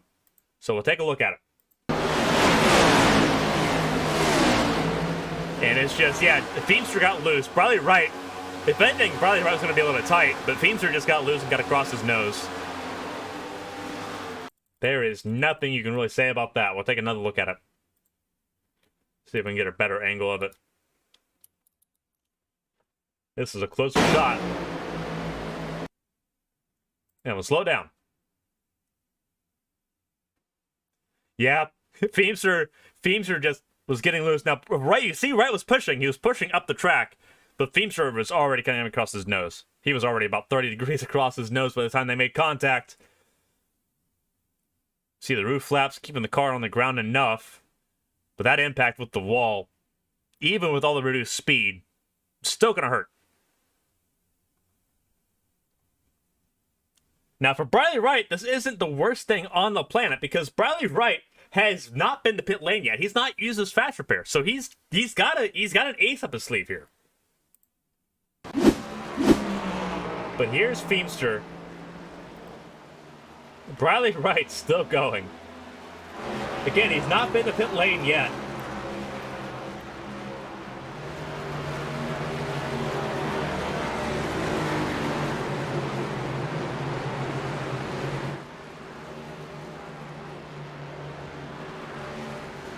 At the front, it's Catania. You see Jimkowski here. He's going to try to get the lucky, get a wave around here. Him and I believe Joshua gave him both.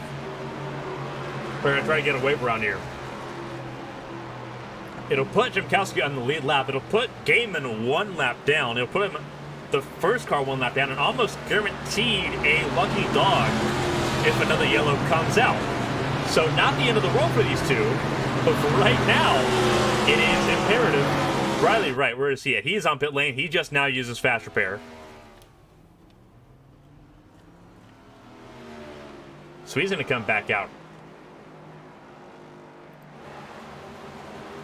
But you're going to see here with Gaiman and Zimkowski, a strategy game here. Zimkowski's going to be 22nd on the lead lap at the end of this line, and Gaiman will be the first car one lap down, pretty safely so. For if another yellow comes out during stage 2, provided he's able to stay in that position when the yellow comes out.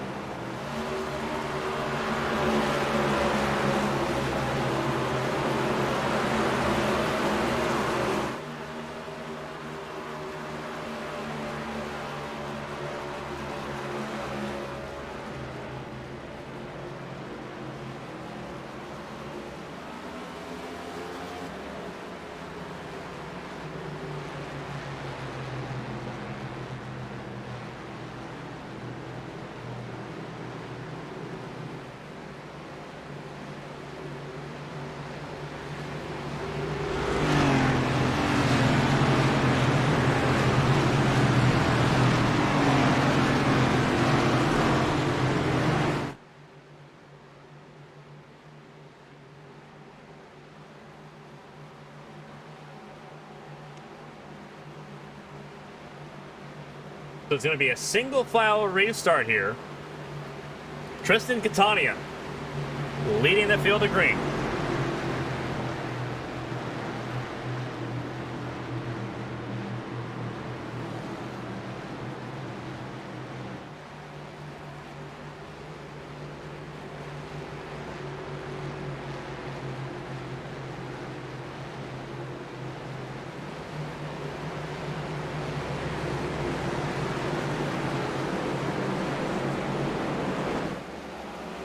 Green flag back in the air. We're underway. It's Catania, Reynolds, Sears, Breo to start stage number 2.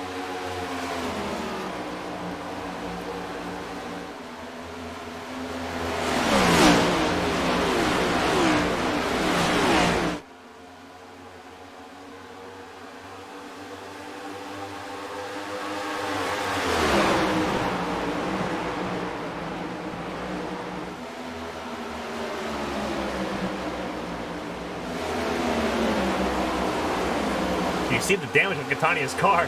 He got the bonus point for leading a lap, but he's going to drop pretty quickly here. Yes, Reynolds is at the front of the field. He's got damage on his car too. The question at this point is how long until Jeremy Breo takes the lead of this race.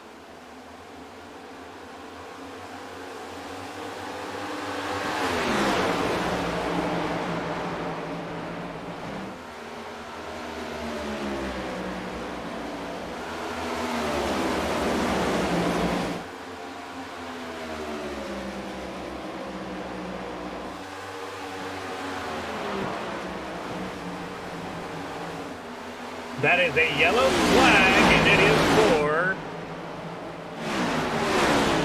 for Pete Woodrum. It is for Pete Woodrum. It was further back in the pack, but here it is. Pete Woodrum in the 29. And it looks like it all started in turn 4. Yep. Started in turn 4. Pete Woodrum. Almost saves it, keeps it in the grass, keeps it in the grass, keeps it in the grass, and then loses it on the pit lane and spins up in front of cars.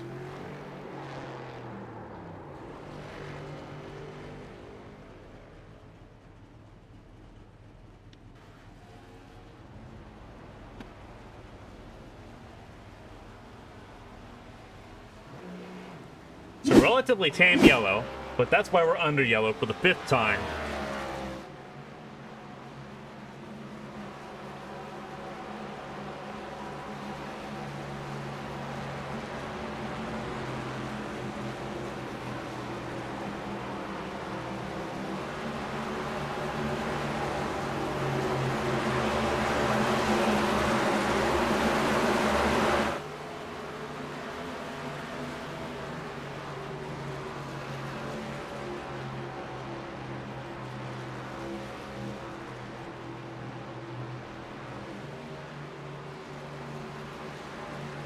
So it's Breo, Reynolds, Estes, Sears, Kirk, Ray, Wansing, Pannell, Catania, and Harger in the top 10. John Smeal 11th, Cody Riggs in 12th, then it's Kevin Feemster, Thomas Andrews, Bradley Wright in 15th, Dean Woodrum in 16th, as a bunch of cars came down pit lane.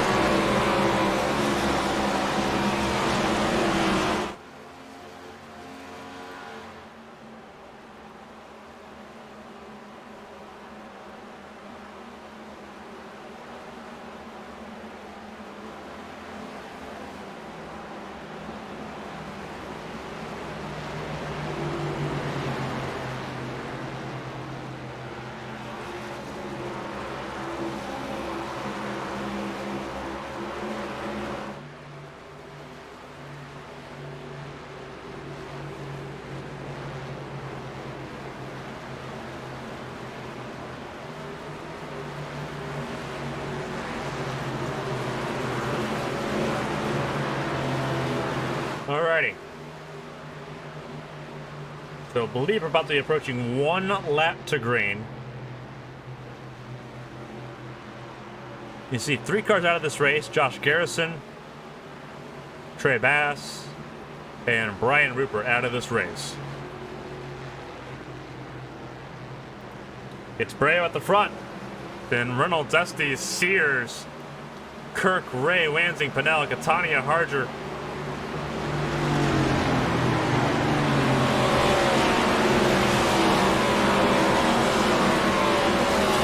Cars on the lead lap. 27 cars still running.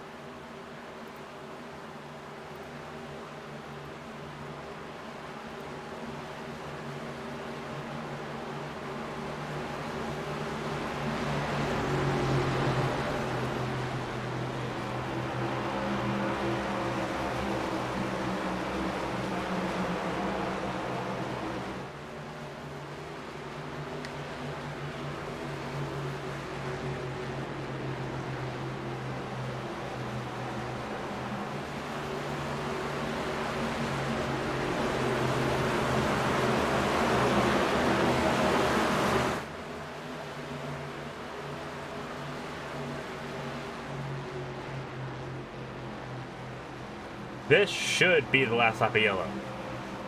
Can't really see the safety car lights. They appear to be off, so we should be good.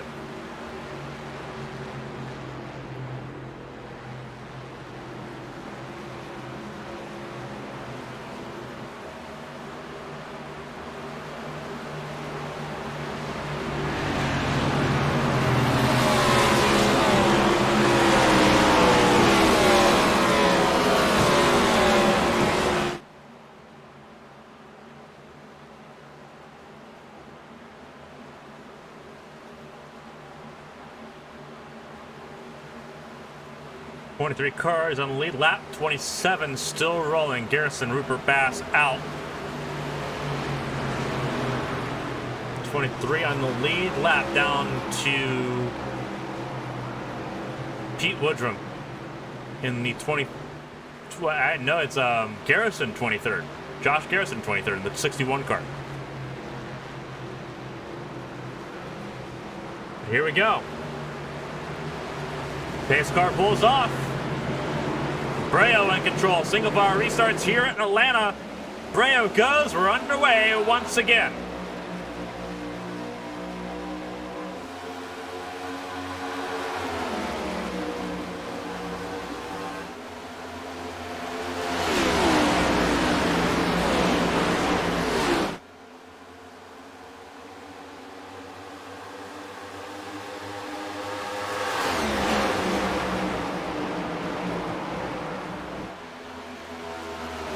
Reynolds holding on to the back end of Jeremy Breo. And then number 7.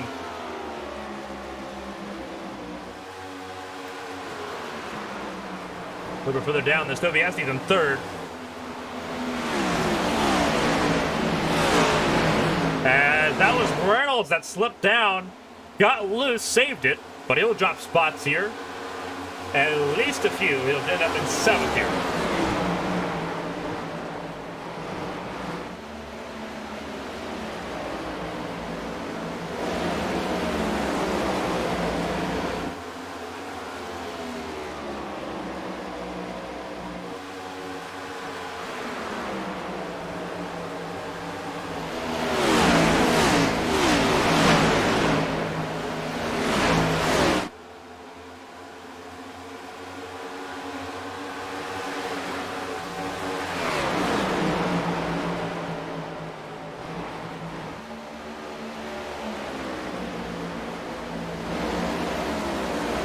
Breo just had the best lap of the race, and he's got the bubble, the gap to kind of just sit back a little bit. As Trey Kirk goes to the bottom, Sears goes to the top. Toby Estes pulls it in the middle. It's going to be 3 wide out of 2. Be careful. Estes is going to get swallowed up.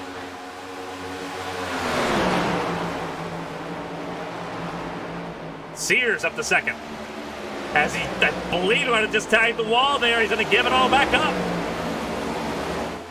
3 wide still. Kirk on the bottom. It's Kirk, Estes, and Sears.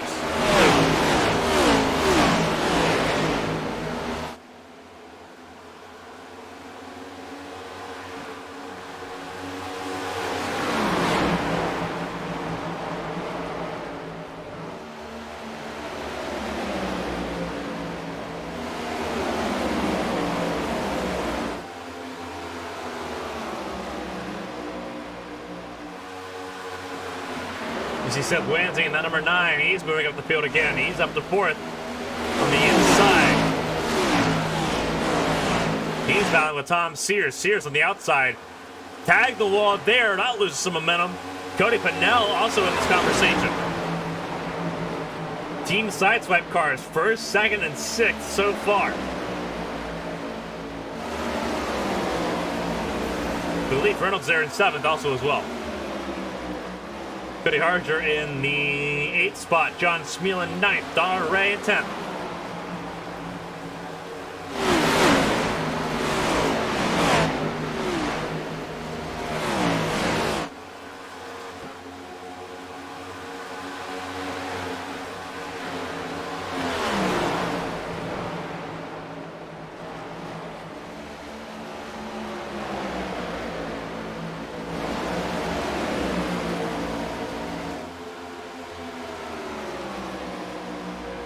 Here we go.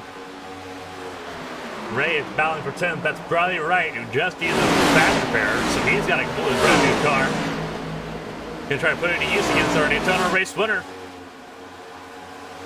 I have to sit behind him at least another lap here. Bradley Wright's gained 15 spots from the start.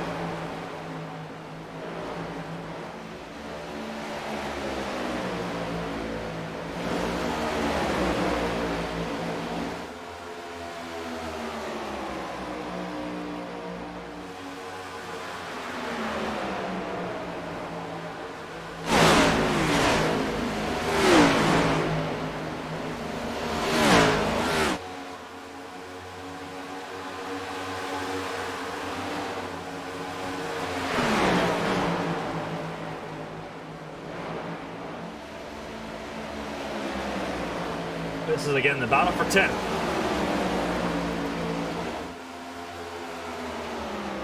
Part of the larger battle for 7th. You see that there is a pretty significant gap there between Ray, Wright, Painter, and Riggs, and then Evelyn in front.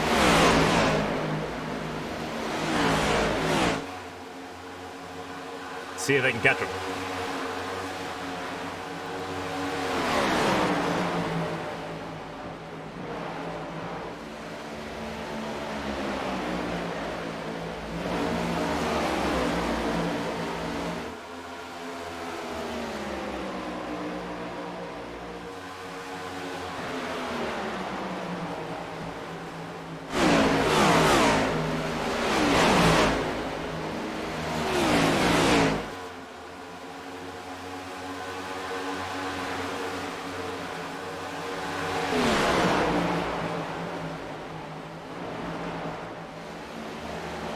Riley Wright drifts up a little bit wide, leaves the door open for Dustin Painter out of turn 4.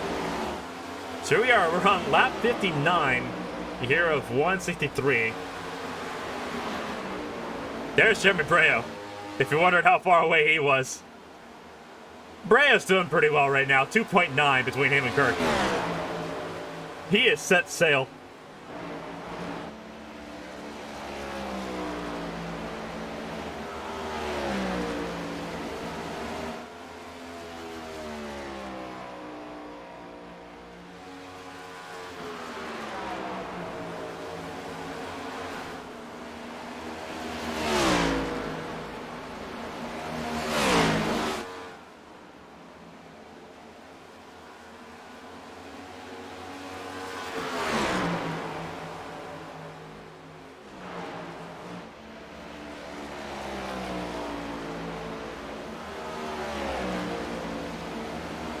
Brea is slowly losing a little bit of that gap. Trey Kirk trying to claw some of it back.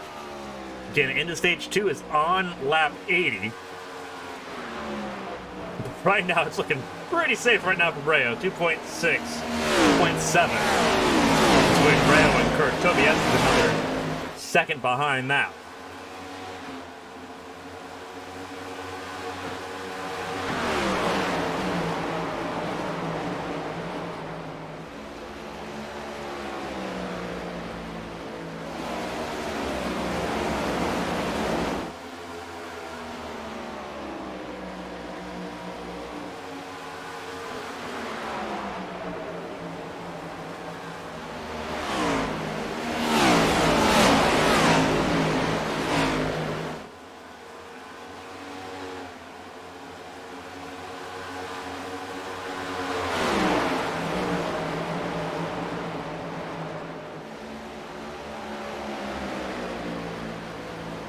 This is Toby Epstein. He's trying to stay in front of Cody Pannell. He's trying to make it a 1-2-3 for Team Sideswipe right now.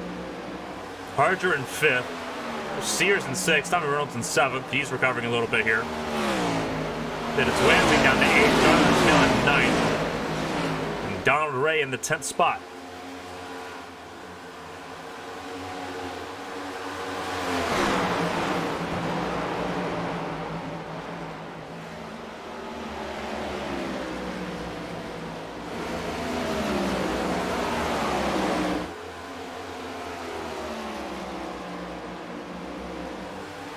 Pannell to the bottom, Toby Estes to the top.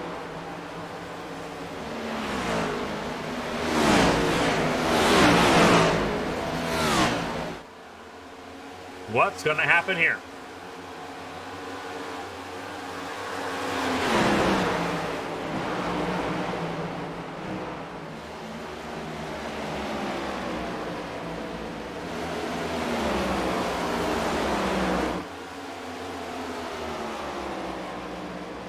Still side by side for a third lap.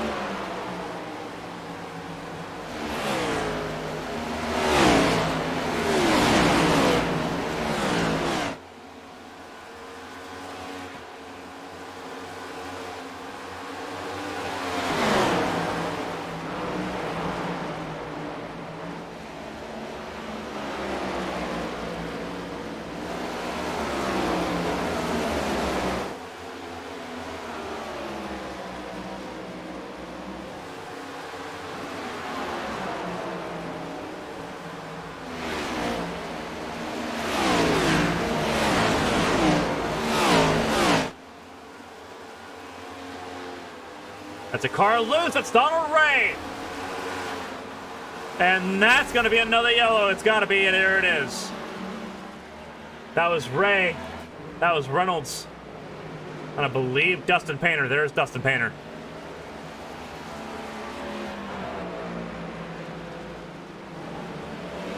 That's a gut wrencher. We had a really good green flag run going.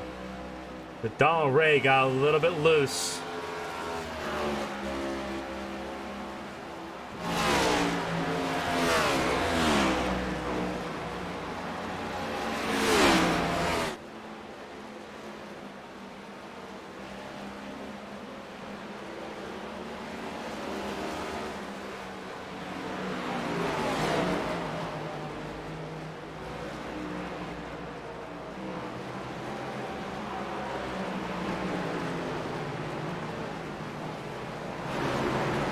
Here's my runner to yellow.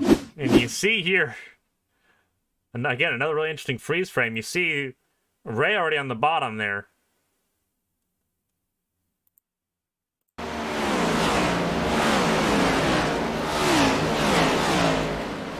Reynolds gets loose first, but then Ray gets loose on his own, and Painter just in the middle of both of them. Reynolds thinks he's safe until he's not, and hard impact to the inside wall kind of proves that. Donald Ray got the least out of that, whereas Tommy Reynolds is going to be struggling mightily now. He's already used his fast repair, I believe, so he's going to be in a world of hurt. There's Painter on pit lane. Donald Ray on pit lane as well. He's coming out of pit lane now. And Tommy Reynolds still out at the moment.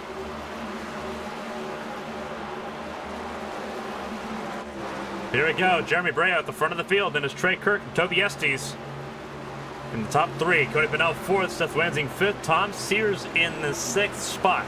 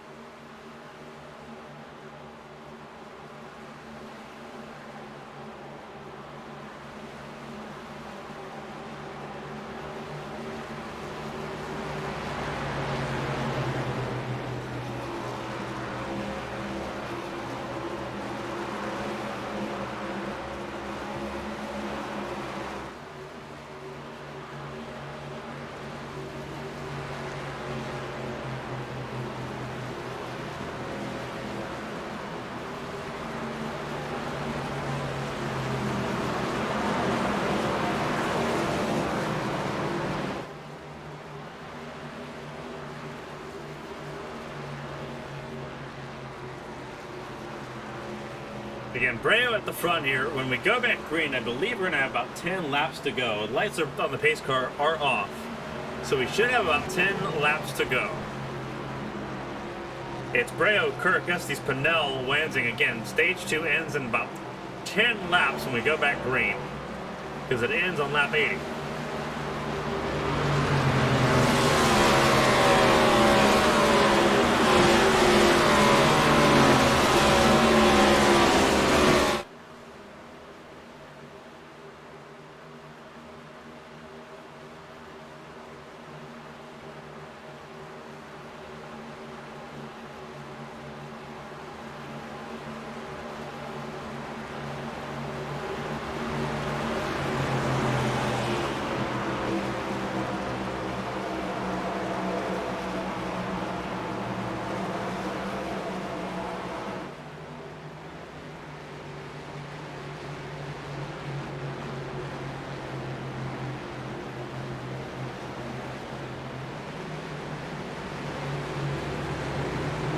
His truck is in. Breo in control of the restart, and he's going to go here. 10 laps to the end of stage 2. We'll see if we can make it that far, because it could get wild as everyone fights for stage points. 26 cars still running. 19 on the lead lap.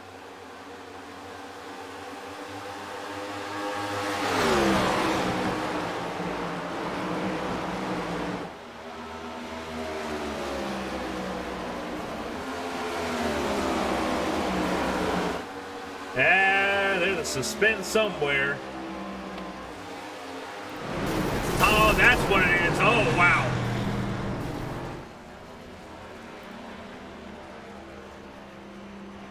A lot of cars involved in this one. Dustin Painter's a part of it. Joshua Gaiman, Tristan Catania, James Kerr. Thomas Andrews also involved. There's the 2 car of Andrews.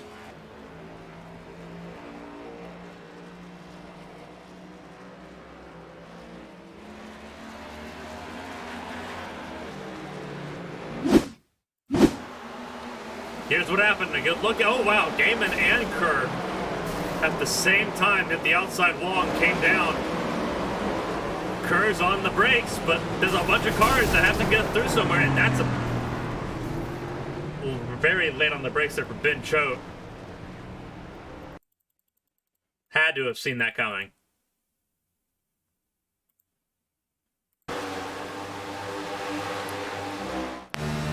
right on board with Choate. He was one of the last ones on the scene. You see, he's slowing down here. You see the smoke, see the smoke, see the smoke.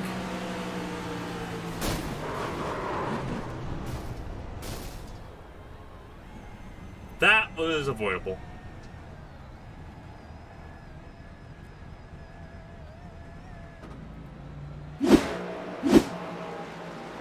Taking a look at it here in a moment, we're still under yellow. Everyone trying to catch back up to the pace car here.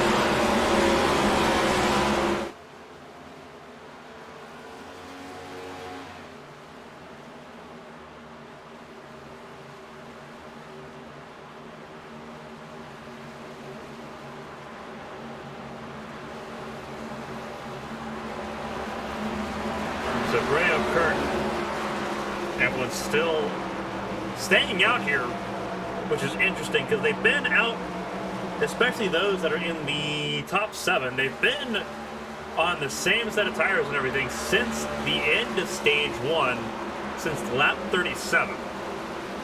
And I know they're going to probably try to make it to lap 80 to the end of stage 2, but that's not going to feel great by any stretch of the imagination. First car that pit under this yellow, or under the last yellow, was Tommy Reynolds.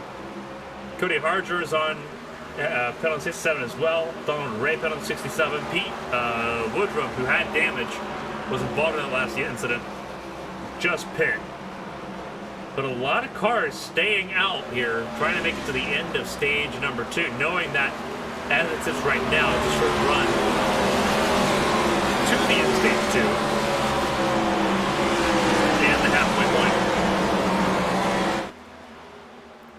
But here is why the caution is out. See accident here.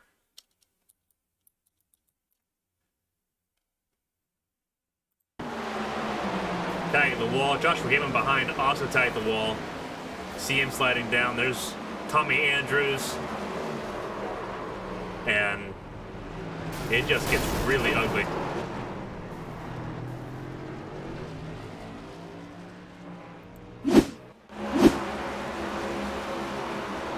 Again, that's why we are under yellow for the 7th time here at Atlanta.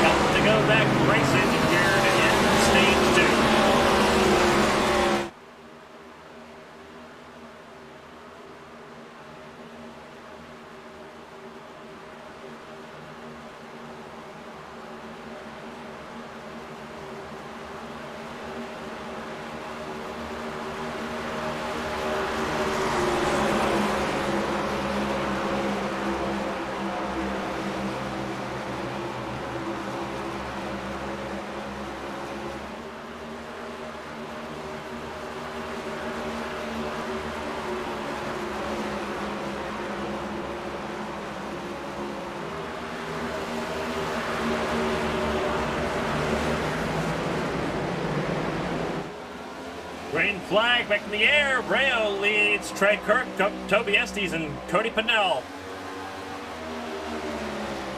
4 laps to go in stage 2.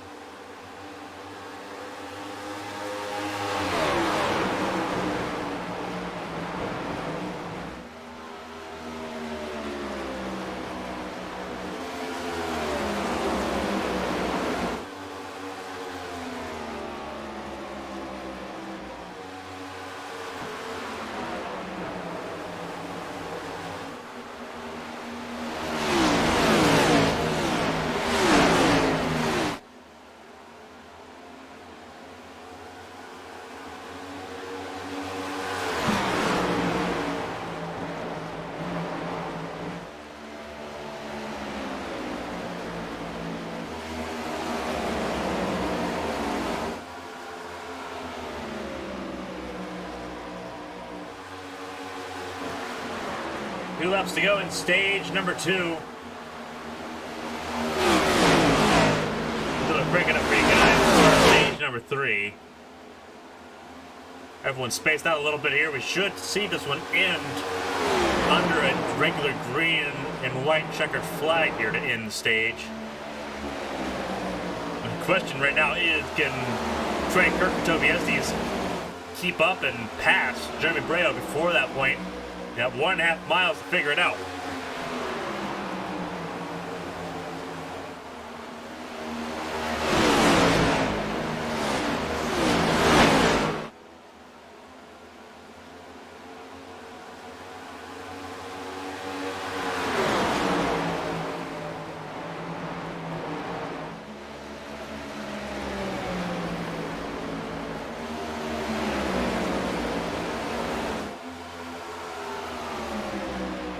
There's the green and white checkered flag.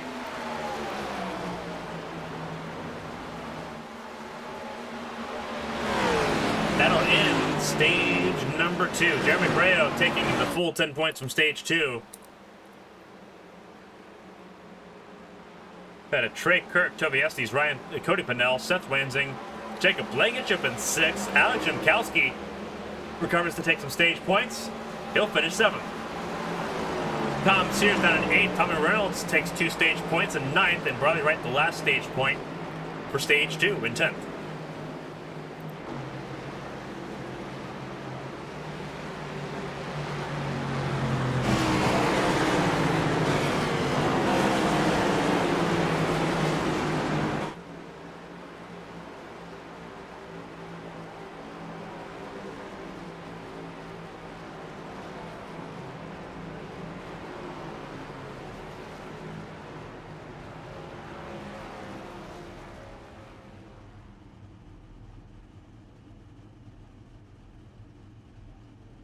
So pit stops happening here.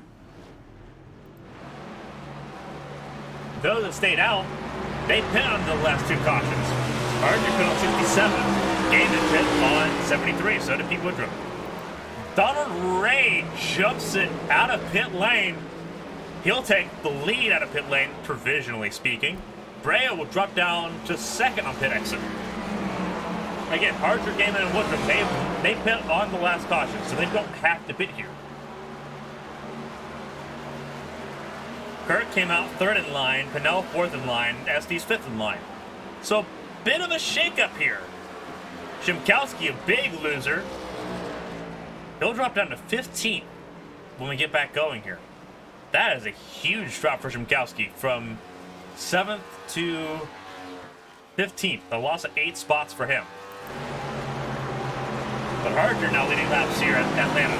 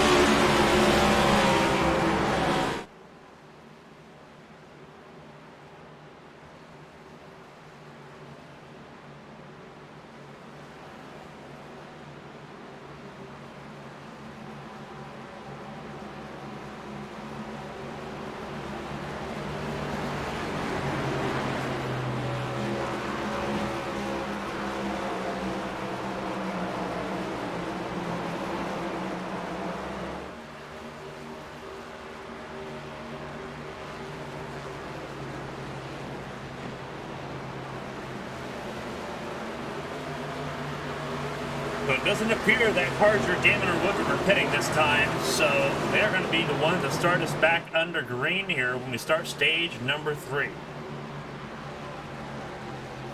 Donald Ray in 4th, Jeremy Breo down in 5th, then it's Trey Kirk in 6th, and then number 66.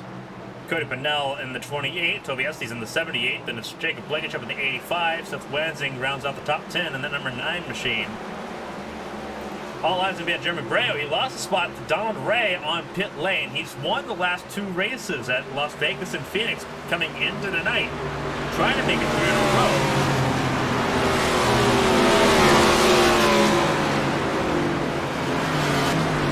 I believe the light on the pace car is off. Indeed it is, so we're about to go back to green flag, and we will crank it up when we go back racing.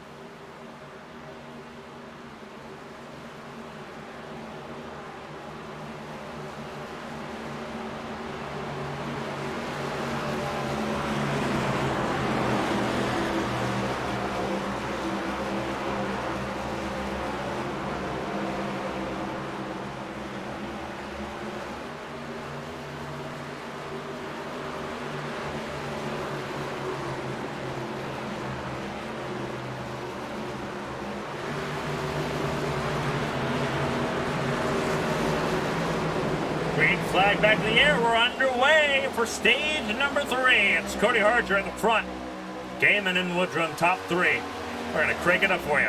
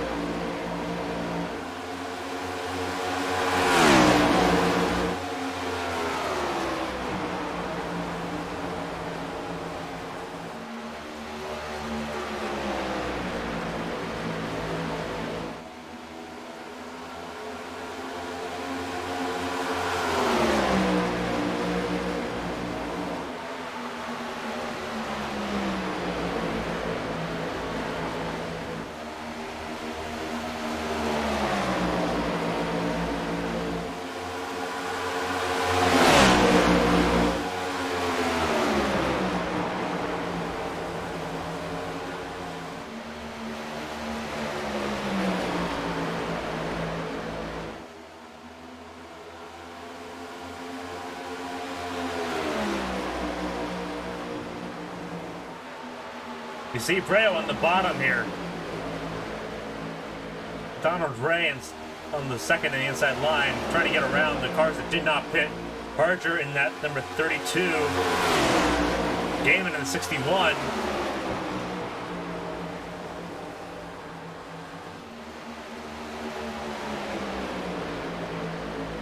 Cody Pannell also coming up on it as well, the 28.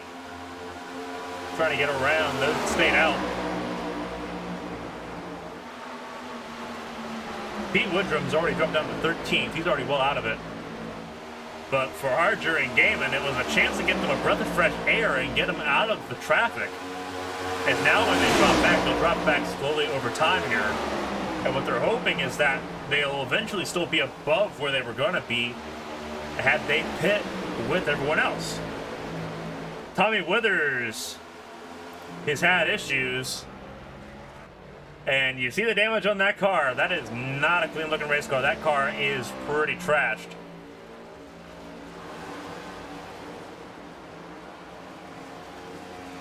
But he's staying with it. He's 18th, last car on the lead lap. If he can just hold on.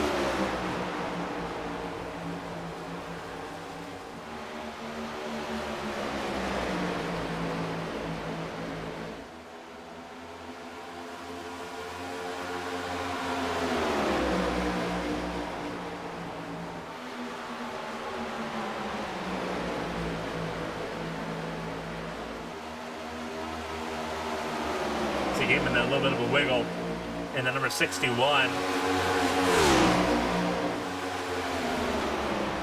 Good company to be in. Brayo, Ray, Harger, Pannell, Wanson, Gaiman, Reynolds, Kirk, and Blankenship all right here.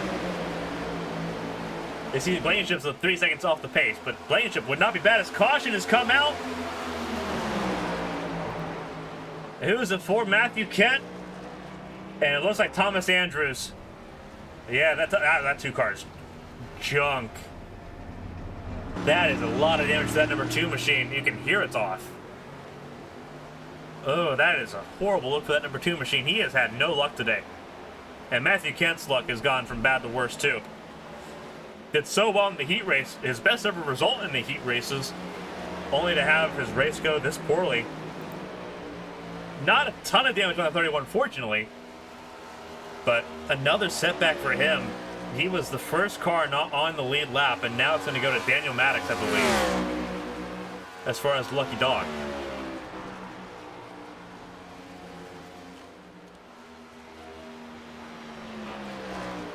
Here's why. And not sure if it started with Kent. There's Jonathan Hunebrink, who I believe is involved in this as well. Take a look at it. Oh no, it's Andrews. Andrews starts it. And you see, he's already drifted up way wide. See the damage on the front of that car. Does not make it easy. He's right there in front of Gabbard and Hunebrink. So almost got Gabbard. Did collect Hunebrink, and not a lot of damage there. That secondary hit with the wall there is going to hurt him.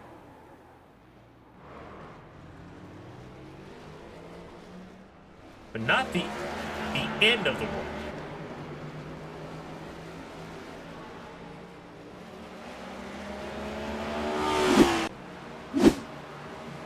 So Matthew Kent sitting in 20th. He's going to be behind Daniel Maddox, who's going to get the lucky dog here. In fact, he's already gotten the lucky dog, so he'll be now a lap ahead. I believe he's only going to be 2 laps down? 3 laps down? He is 3 laps down. As Jeremy Brayo leads from Donald Ray and Cody Harger.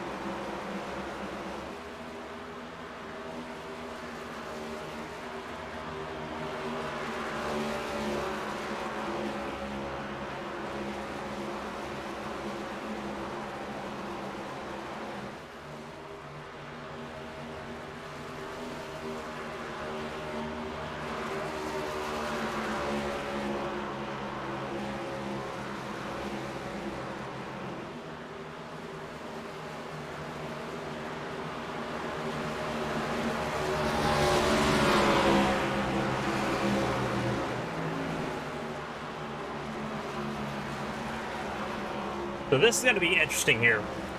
To see if we can get another green flag running here, because now a lot of people are on different strategies. Blankenship on down from 11th have come in this time. So it's going to be an interesting scenario to see how everyone handles the ending stage of this race strategy-wise. Or if everyone's just kind of banking that it's going to be yellows and we're not going to have a green flag stint. Which is possible.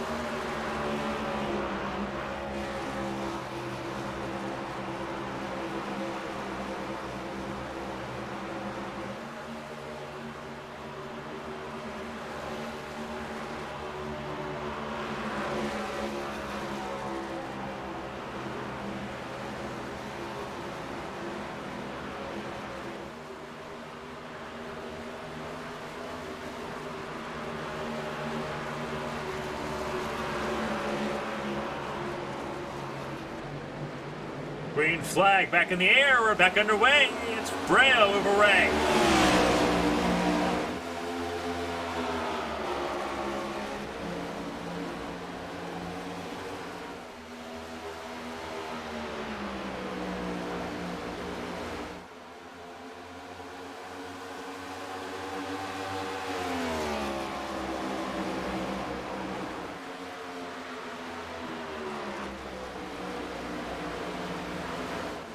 Breo's going to try to set sail like he did in the second stage. It's a race job to try to keep up with him.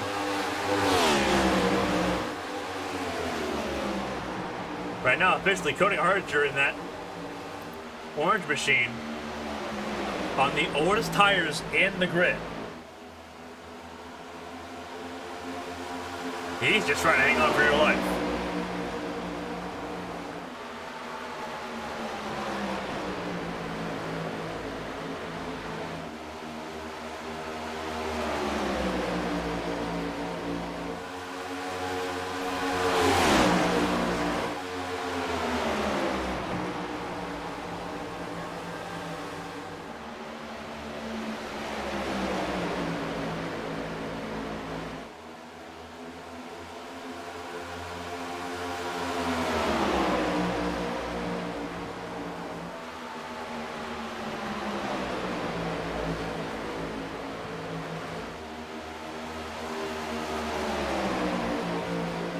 Cody Hardinger slowly dropping down the order here. He's on those older tires. He last pit on lap 67. Everyone else has put on 81 or later. So he is definitely suffering, but he's doing really well here. The gamble for him has worked tremendously well. He's put himself in a group of really fast drivers, a bunch of really skilled drivers near the front of the field, and it's letting him kind of shine here a little bit. He's able to kind of take his time. He's able to sort of shadow people here. But he's in a safer part of the track right now. And for him, that is a night and day difference, and he's been able to enjoy that through the end of stage 2 and the beginning of stage number 3. It'll be interesting to see how his strategy pays off for him here, knowing everyone's got at least one more stop in this race. But everyone does. Everyone's going to be pitting differently.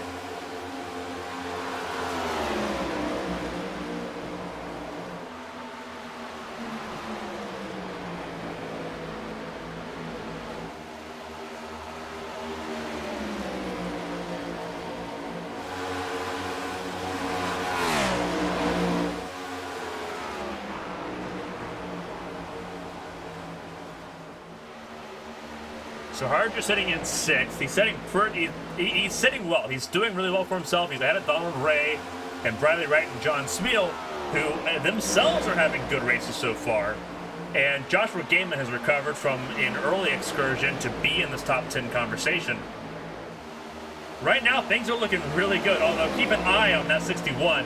He's one of those that pit on lap 93, and he's moving. That 61 car is on a move. He's already up to 7th and trying to get away with it.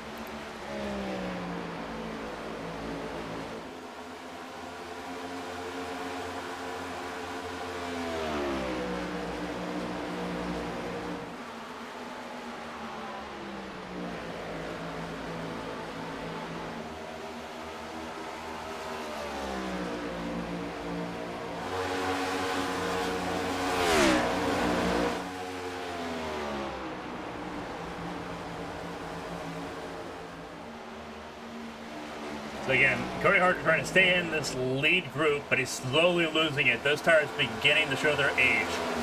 Trey Kirk, the last car in this top 5.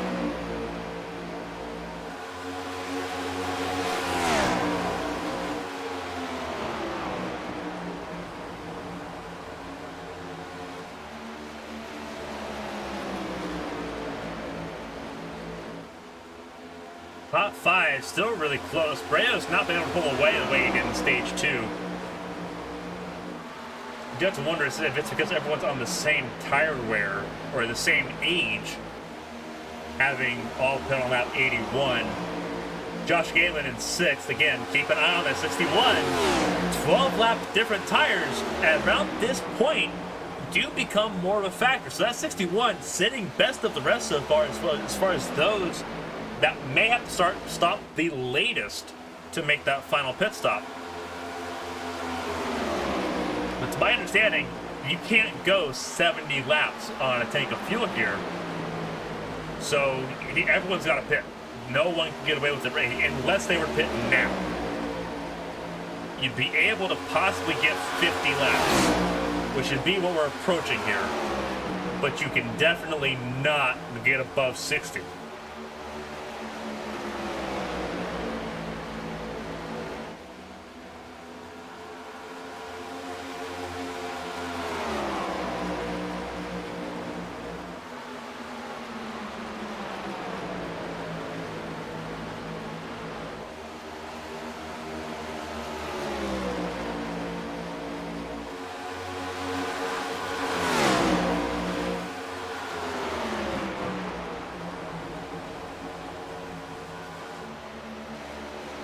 So Trey Kirk now in 5th. You see Gaiman in that 61 just blitzing by everybody. One of the cleaner cars in the field. Tobias still has a damaged race car, so his car is not 100%. Jacob Blankenship's not 100% in that 85 machine. But they are also making their way up. The 78 and the 85 here. I'll actually switch to them here in a second. Tobias did use a fast repair. He's just been taking his time getting through traffic as Donald Ray. No, that was John Smeal. And he's going to lose it. Is it going to be a yellow? It is not. No yellow. No caution for John Smeal. He drops to being the last car on the lead lap. But we're still good.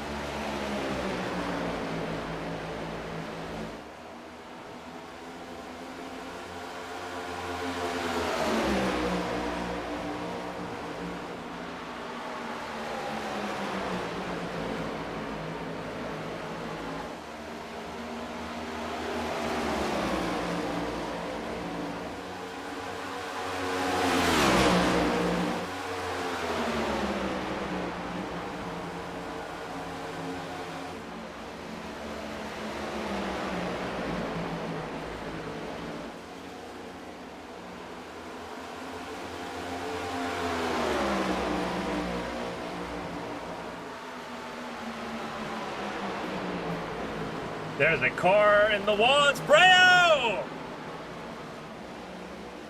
Can he keep it safe? He does, and he keeps it out of the way. We're going to stay green here. But one of the favorites to win this race just suffered a massive setback. He's going to drop down here. He's not going to fall below John Smeal, but he's going to drop down to 16th in that 74 machine. He was doing so well.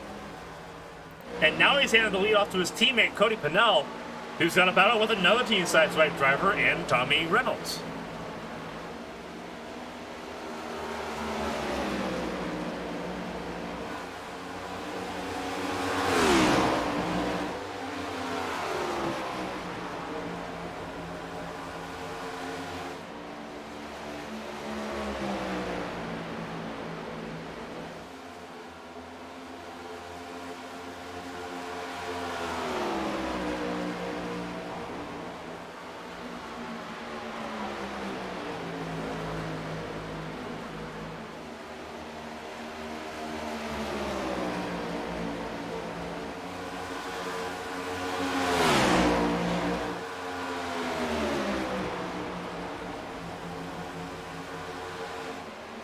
We're on lap 115.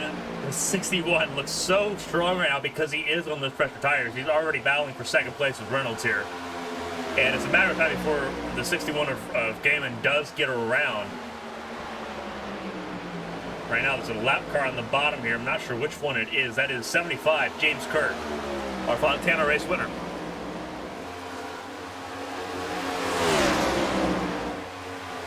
Top through, we'll use the high line to get around him. He's not terribly off the pace, but you see the damage on that car. Doesn't help anything. Car in pit lane, that is the 30, that is the 66 of Cody Harger. There's two 66 cars for those that are still confused. He is listed in the timing and scoring as a 32, but they didn't change that paint scheme in time. So Trey Kirk is also in the 66. This is the official 66, sitting in fourth. Top three, nose to tail.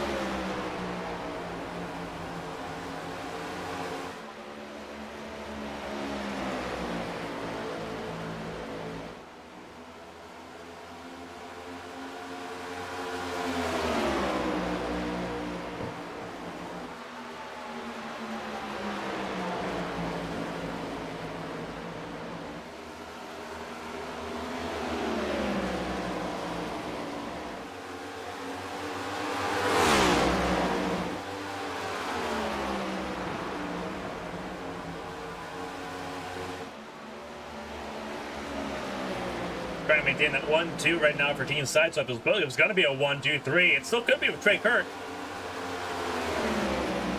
But Breo having that slight mistake, that rare mistake for him today, is been super costly at the worst part of the race that you could possibly have.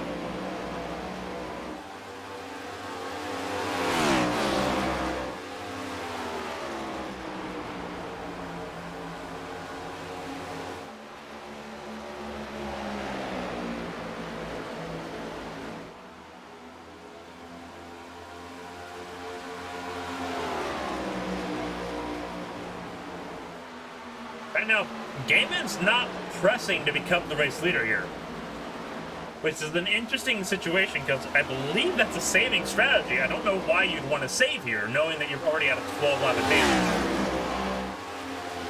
Unless he has numbers that I'm not sure of.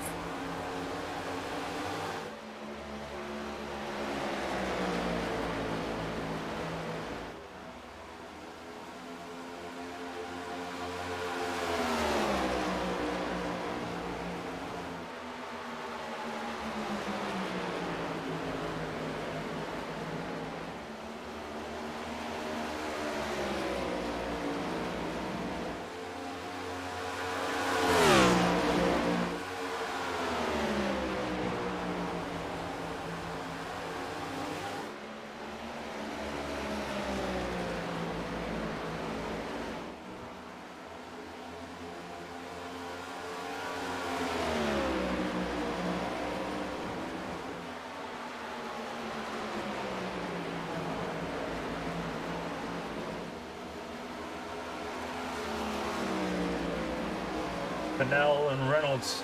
It's top four is just so hard to separate.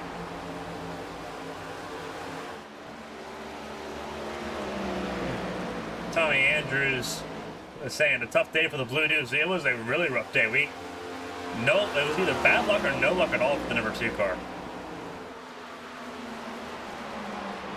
Eventually having to just call it a day here at Atlanta. We'll take a look at the track temperatures here as we're about to end the race. We're in the final stages here. 12-mile-an-hour winds, that has something to do with it. Air temperature 85 degrees, track temperature 111. Yeah, it's a little bit slick, but drivers are figuring it out. We're getting some really good racing out of it here.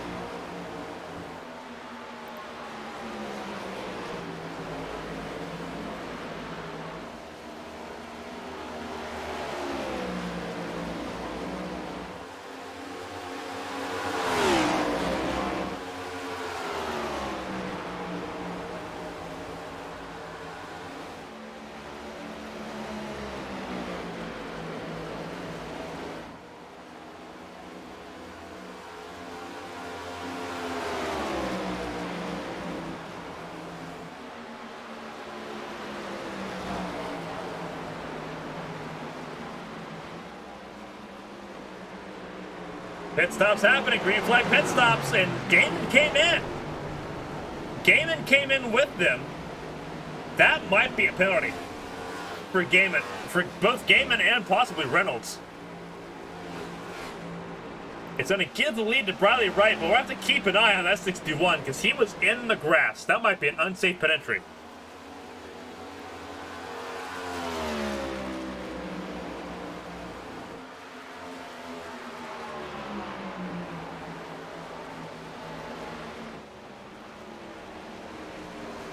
There's Bradley Wright coming into pit lane. Jacob Blankenship will take over the lead ahead of Tom Sears. For a period of time, Sears was in the top 10.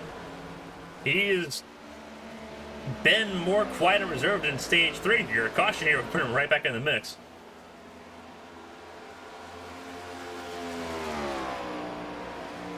We're going to keep an eye. Joshua Gaiman and Tommy Reynolds, they both got penalties. They both got penalties. Saw Reynolds just start rolling.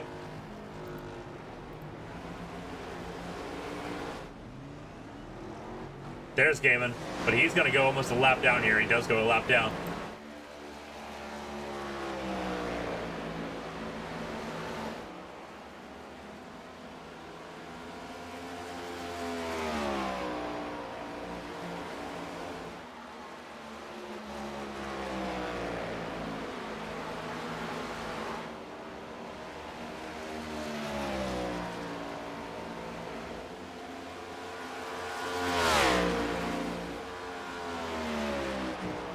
So Blankenship, Sears, Woodrum, and Riggs, they last pit on lap 96, or lap 93, so they can technically go a lot further than this. They can go pretty far on this, but how far do you want to go? I guess for them right now, there's no harm in staying out because they have everyone fifth on down on a lap down. I guess there's no harm in that. But eventually there will be a point where the time being lost is too much. So that is going to be the strategy call that they're going to have to make here. But right now, they're in pretty clear sailing, and if a yellow comes out, they are safe. And it's a gamble worth taking.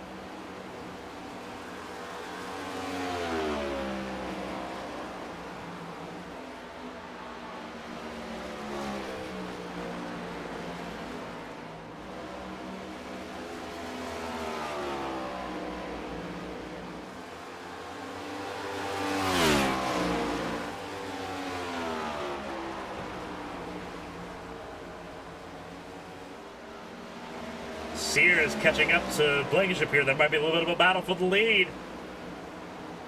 Sears has had a good car. The strategy's not gone his way so far in the middle stage of this race, so it's taken him a while to get back here. A gamble like this could be what he asked for. So we'll see what we can do.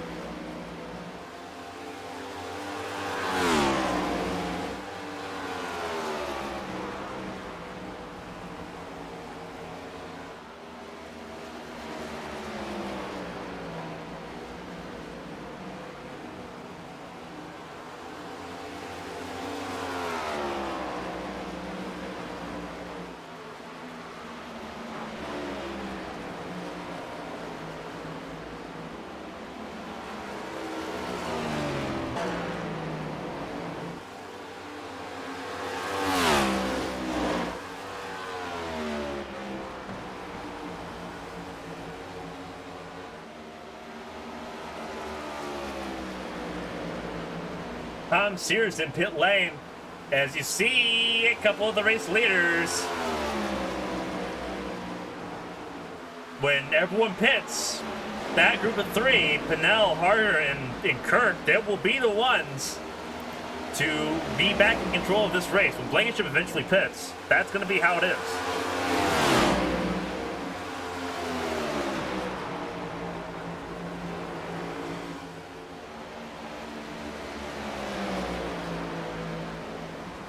Tom Sears coming out next to Daniel Maddox. He's going to be 10th here. He's going to lose 10th to... No, he's not going to lose 10th to Gaiman. He might lose 10th. No, he won't lose 10th to Reynolds either. He'll just be firmly in 10th. Alex Shipkowski's in 11th, and there's the gap to him. Not really that close. Blankenship's in, so is Woodruff. So that's going to give the race lead back to Cody Pannell.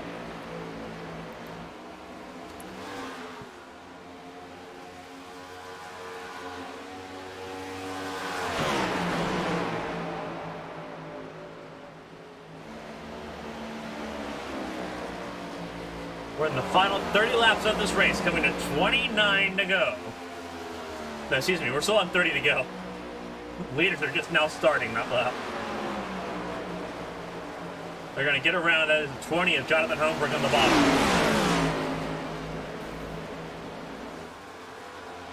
Breo's crashed. And Breo warped back to pit lane. What happened to Breo? Did he get loose out of 2? Oh yeah, he got loose out of 2 and just smacked the wall hard. The run for 3 in a row comes to an end.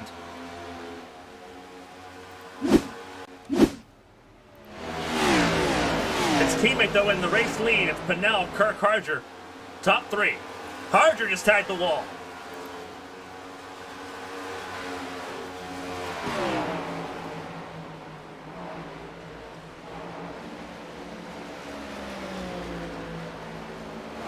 He's going to lose a little bit of time. Team sideswept 1-2, but it's Pannell and Kirk.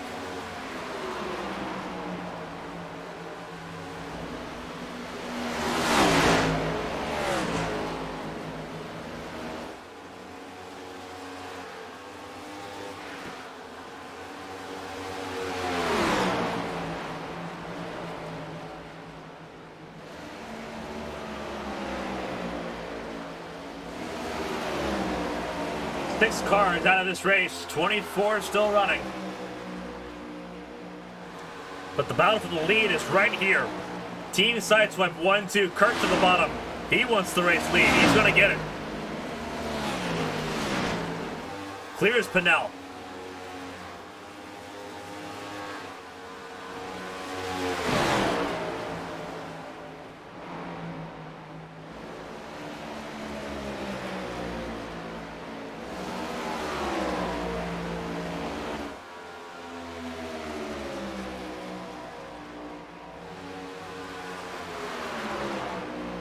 Here's the battle between Shimkowski. Matthew Kent in front of him, not on the lead lap. That's a car coming out in pit lane. Tommy Reynolds is that car. Toby Estes, our pole sitter, down in 4th. Another race of what could have been for the 78 car. He's been fast, just inopportune accidents has left him 4th at the moment. Bradley Wright sitting in 5th. A good result for him after what has been a wild race for that 51. Seth Lansing. This is going to be a race that's going to be seen as probably a little bit disappointing for him. 25 to go in this race. Tom Sears sitting in 7th. He's going to be battling right now with, I believe that's Gaiman, who's not on the lead lap. Blankenship in 8th, so a little bit further behind. Then it's Shimkowski in 9th, and Donald Ray just now coming out of turn 2 in 10th. Here's your race leader, still nose to tail.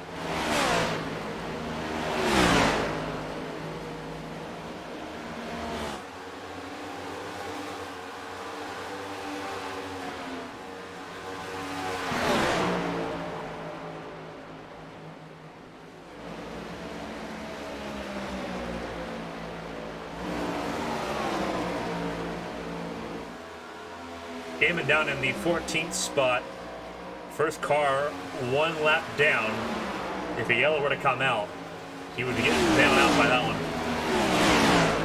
It's Gaiman with his Catania 1 lap down, Reynolds 2 lap down, Kent and Maddox 4 laps down. Lap car getting out of the way. That is Hunebrink. You see that car all torn up. He's just trying to get laps completed.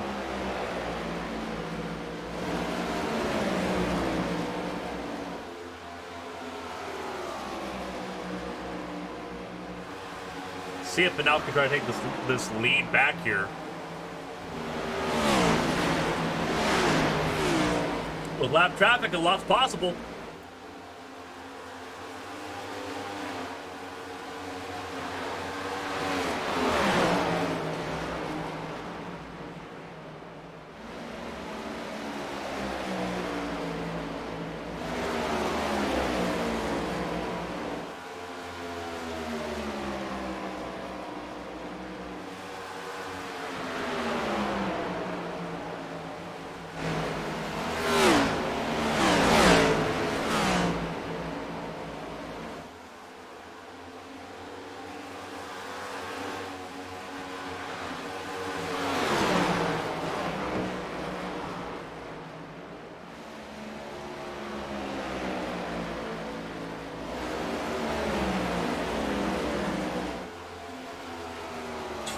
Laps to go here in Atlanta.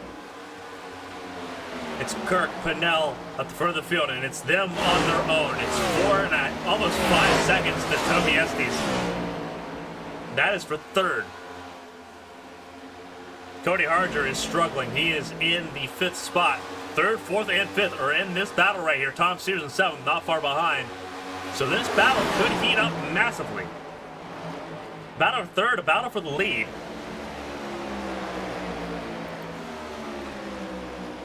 As we look at Cody Pannell here, wish we could kind of just split the cameras up. Keep an eye on both.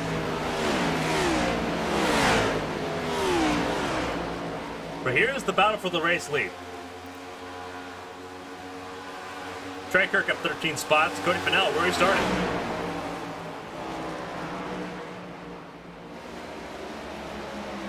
And Kirk right now, very happy. He's nothing but lap traffic ahead of him. But he's been picking the lap traffic off really well. He's getting around the 48 at Catania to put him 2 laps down. And the stall out on the bottom lane is real. They're going to eventually get by him here. Catania's not going to make it easy. If something happens to Gaiman or... really, it's kind of just Tristan Catania and Joshua Gaiman at the front that are 1 lap down at the moment. Withers 2 laps down. He went 2 laps down a while ago. So Catania was trying to hope that something happens to Gaiman and he can stay on the lead lap or stay a lap down and get that lucky dog if a late yellow happens. But the Team Sideswipe car is again just really fast today. You can see that. Breo was really strong, and fortunately his race has come to a uneventful end. But you see here, like, there's still 3 cars in the top 10. Shimkowski's in 9th. So it's not all bad here for Team Sideswipe. 3 cars in the top 10 is a really good day. But we're going to see a new winner this season. Someone's going to lock themselves in to the A squared playoffs.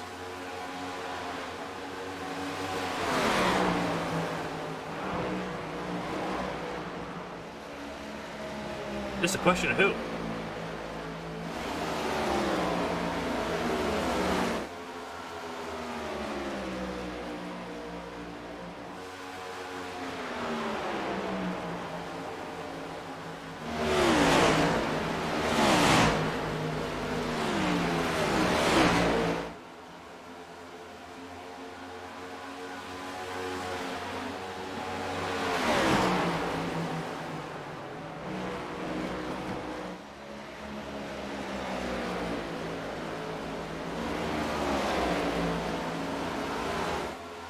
So here's the battle for the race lead.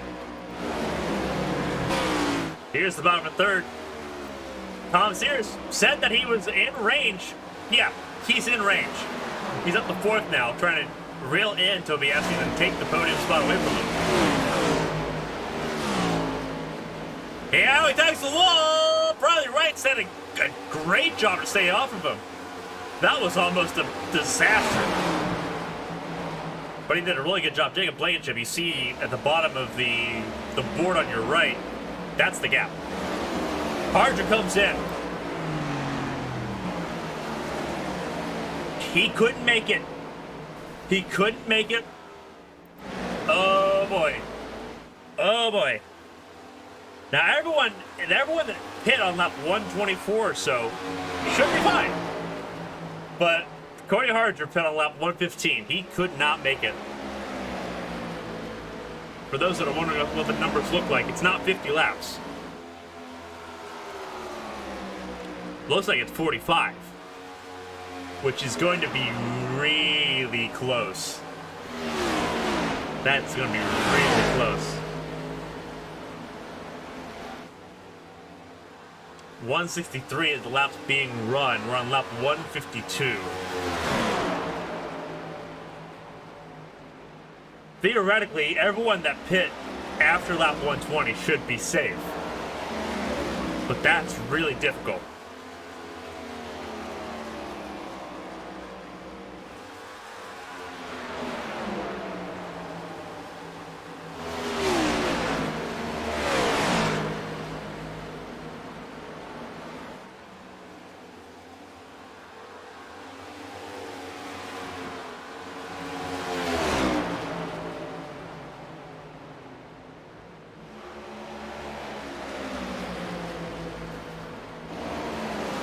Now it's back to the lead, but now I think here comes where the actual battle is going to take place here. It's a Ford versus Chevrolet, but it's all team sideswipe.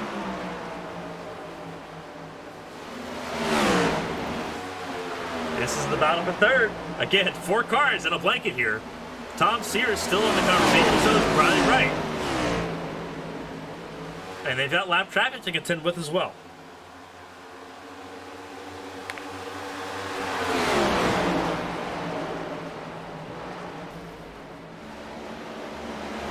That is Daniel Maddox up in the wall, but he's letting all the leaders go by.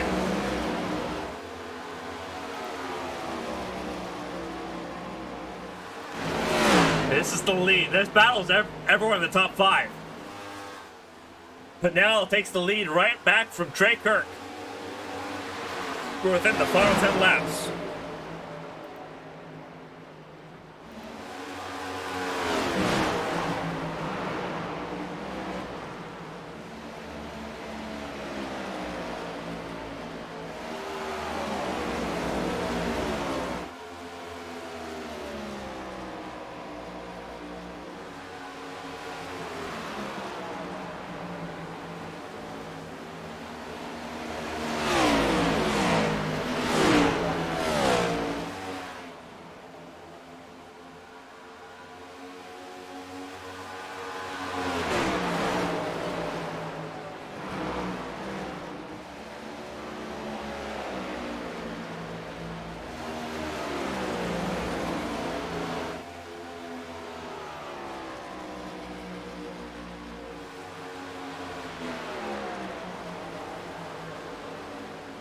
Blanchard trying to pull away with third place here. Might have ended that battle for third if they can get away.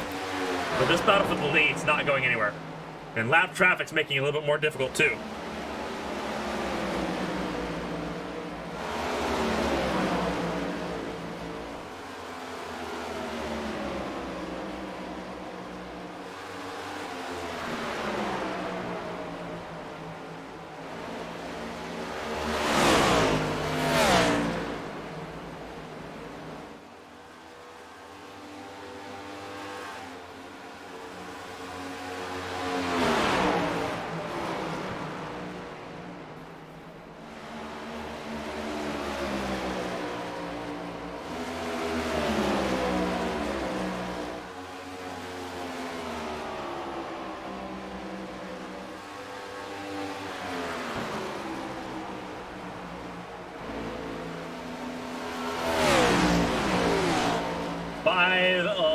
To go. And now Kirk, Blankenship top 3. Blankenship has pulled a gap on Estes and Sears. So that battle for third has fizzled out, but the battle at the front still intense. Pannell and Kirk. It's a second gap. Kirk's been trapped behind lap traffic. As Smeal! John Smeal almost wrecked it in front of Trey Kirk, and that would have been a disaster.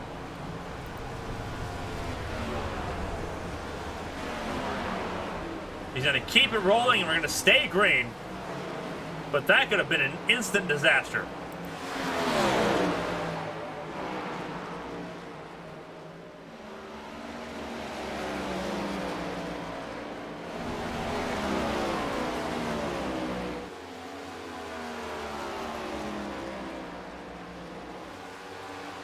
3 to go. The gap is 1.3. Trey Kirk tried to hang in there, and now that the lap traffic's out of the way, we'll see if he can close the gap. Cody Riggs, he recently pit, so he's trying to get his lap back. Because that 3 car, if he gets his lap back, if the yellow comes out in the next 2 laps, big game changer. But he may just be kind of content to stay behind the 28 to the chagrin of the 66.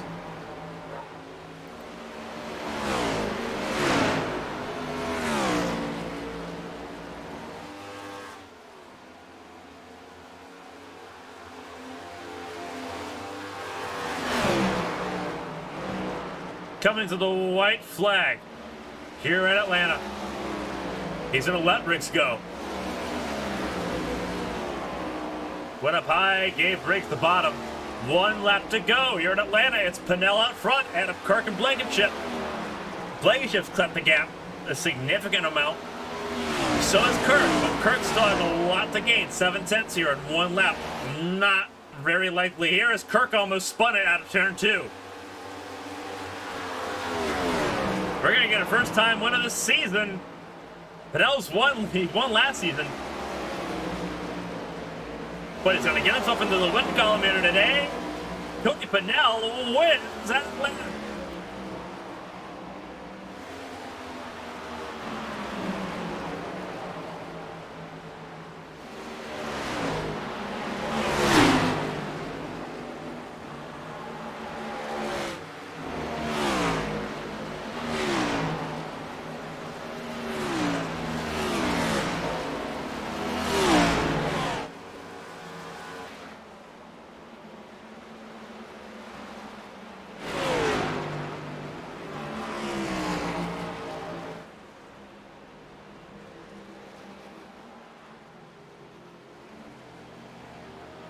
That was a race. That was one of the better races I've seen here in Atlanta.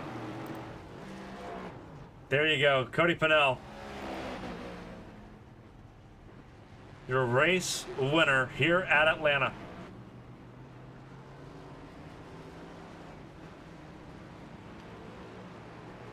He locks himself in to the A squared playoffs with his win tonight.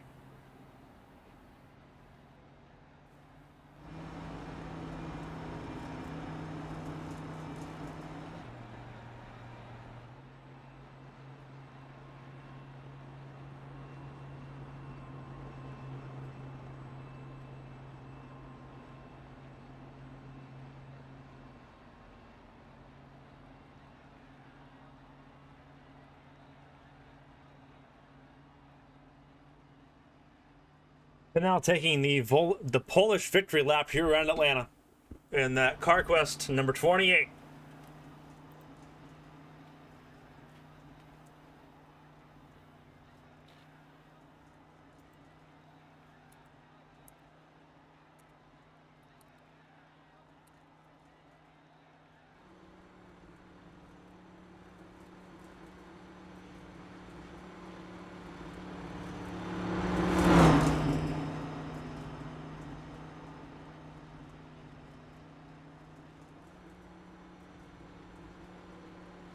He puts himself into the next-gen playoffs here. Trey Kirk, again, close, but still waiting for that first win of the season.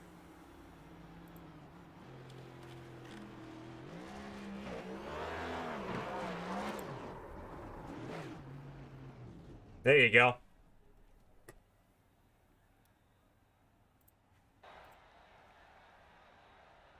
That was actually a pretty exciting race. A lot of green flag racing, a lot of strategy there at the end there. Making sure everyone was within the pit window to be able to make it to the end without making another stop.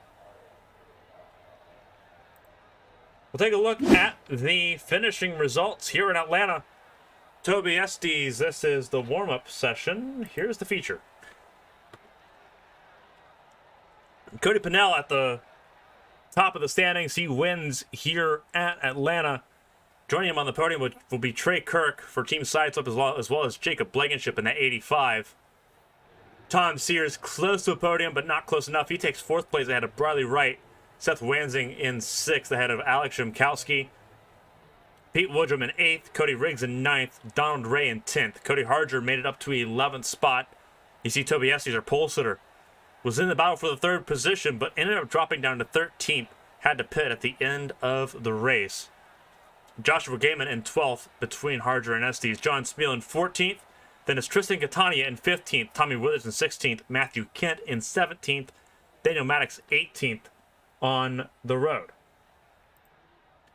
Looking down the rest of the grid, you see Daniel Maddox in 18th. Reynolds in 19th. Jonathan Hunebrink brings it home in 20th. Dustin Painter 21st. 23rd for Jeremy Breo. James Kerr the third in 23rd. Then Tommy Andrews, the first car out of this race, in 24th. Terry Gabbard, 25th. Ben Choate, 26th. Kevin Feemster, 27th. Joshua Garrison, 28th. 29th for Brian Rupert. And Trey Bass, 30th on our timing sheets. Gonna see if we can talk to any of our drivers here. It looks like we've got a couple drivers here that we can talk to. We're gonna talk to Trey Kirk first of all. Jim. Hey Trey, this is Clayton from the RX Racing booth. Got a copy? Yeah, I got you. All right, man. It's another second place finish. Really good battle between you and Cody there at the end. Lap traffic. What was Dirty Air the name of the game at the end there? I think so. I slipped up with 6 or 7 to go, big time, and I lost about, I'd say, 10 car lengths. And I had enough fuel to make it to the end, and I don't know if Cody did or not, but yeah, I think I would have made it. A lot more close than it was if I wouldn't have slipped up right there. Well, obviously a second place finish, not a bad result there. Given what we've seen the first 5 races, everyone that I talked to, after Fontana, after Vegas, after Phoenix, was like, oh, this is going to be a challenge. The race turned out a lot better than everyone kind of expected. What was it that made this race much more palatable? Like, was it just easier? Because it looked like in practice everyone had their hands full. Like, how much did it change between practice and the race? Yeah, it changed. I didn't run any practice laps. My first laps was qualifying on the track all week, so I didn't really know what to expect. And yeah, I got to the race and or heat race. I kind of just followed everybody. Kind of got a feel of the track, and yeah, it changed a lot through the race, I guess, and got a lot more grip in it. Got the car a lot more tight as the run went on, and yeah, most of that has more to do with the tires than it does the track. Do you think, given what everyone kind of expecting, do you think everyone just kind of took it a little bit more serious? Do you think everyone was kind of more focused? Because we don't know what was going on, like, as far as like driver comes and everything. Did it seem like everyone was more focused tonight, or was that ever an issue? Or and strategy call wise, like, what was the fuel number you guys had to make it at the end? Because a couple of guys couldn't make it. What was the fuel number like? Was it closer to 50? Was it like 45? Like, where were you guys needing to be good at? We needed a pit with about 40 to go, and I pitted at 125, I think, and that's with 38 to go. I had 1 lap left of fuel, so if I had waited 1 more lap to pit, I think I would have got Cody, because he was close to running out. If he didn't run out, I'm really not sure if he did or not, but yeah, the strategy came into play big at the end of the race, and it's about the first time I've ever had something go my way as far as strategy. Well, it paid dividends. I mean, obviously with Team Sideswipe being up there, like, there's obviously a lot of good drivers that you can kind of bounce off there with Cody and then Jeremy. Obviously, Stitch was there in 7th. How crucial was that communication for you guys when you guys were kind of working? And we'll talk to Cody about it too. How crucial was that communication? Figuring out, what the strategy needed to be, and how much were you guys working together to save fuel there at the end to make sure you had that number? We can't talk. There's half of us that are in the actual Yeah. team chat and half of us that are in the admin chat. So like me and Cody and Jeremy, we do. Cody and Jeremy can talk, but I'm out of the admin, so I don't have any say in what they have going on. But I just kind of waited on that green flag pit to where I waited for Cody to pit, and I just followed him in, and Tommy followed Cody in. So all of us just went in there together, and Tommy got a penalty, so it put me and Cody kind of stretched out on the field. So yeah, that communication with the team, it helps a lot. It just sucks we can't really have as great of communication as we really as what's possible, I guess. And yeah, just having a barrier between us and still having this kind of run shows how um good of a team we are and how I don't know the word for it. How in sync? Yeah, how in sync we are, I guess. Well, with Circuit of the Americas coming up, it's gonna get really tricky here in the season. Next two races, obviously, Circuit of the Americas and Richmond coming up. What are your expectations? First road course race of the season there with Coda, and then Richmond, a really short oval, the shortest oval on the calendar so far. Do you expect that the team's gonna be able to keep working together here, especially going through this next stretch of races where it is going to be super difficult and it's going to be rough? Yeah, I'm not much of a road course person, so I'm probably just gonna ride around and hope I finish the race. So yeah, Richmond is gonna come back to team. Um it's gonna be kind of like Phoenix, I guess. That's the only really kind of short track we ran so far. So yeah, team's gonna be big in Richmond to help our strategy and all that stuff. So yeah, as far as road course goes, I'm just gonna ride around and probably just, like I said, just hope I finish the race. Well, Trey, congratulations on your second place finish. You were really close there with Cody at the end. Wish lap traffic had gone differently so you guys had been able to battle it a little bit closer. But before I let you go for the rest of the night, if you have anyone you want to shout out, anyone you want to say thank you to, the floor is yours, man. Finish on the podium. Yeah, I want to thank all Team Sideswipe for just being. I like to thank the best team in ARCS and everybody that's helped me along the way to get here. God for letting me be here, number one. Yeah, thank you for streaming this thing. I appreciate the compliment. Thank you very much. But Trey, congratulations on your podium.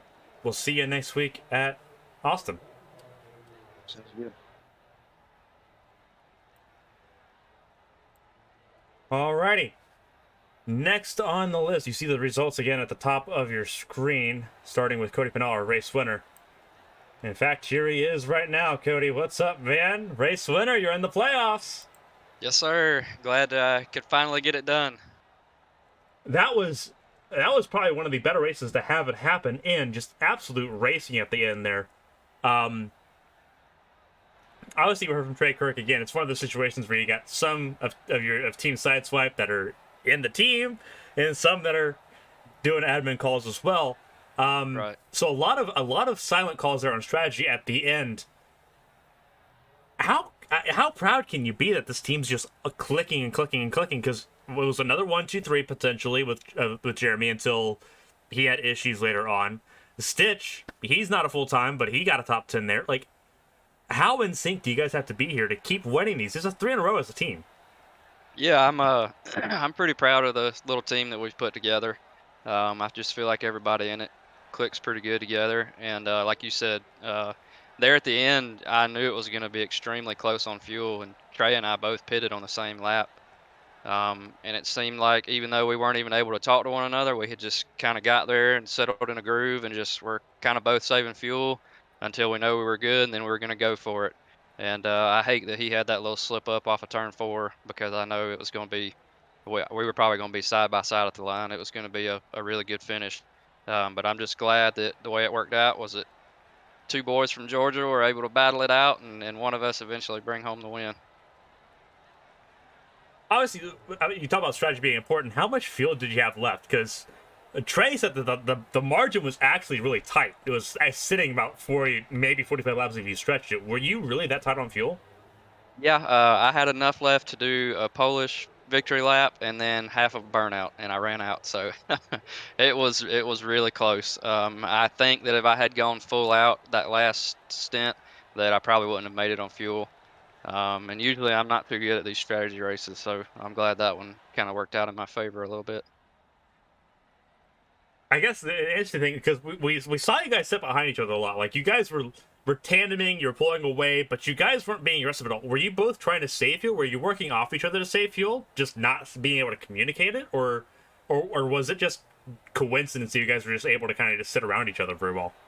Well, I think that just goes back to, everybody in Sideswipe working so good together. I think that we both knew the situation. Even though we weren't able to talk to one another, we knew that it was going to be close at the end. And the smartest thing for the both of us to do there was to just ride.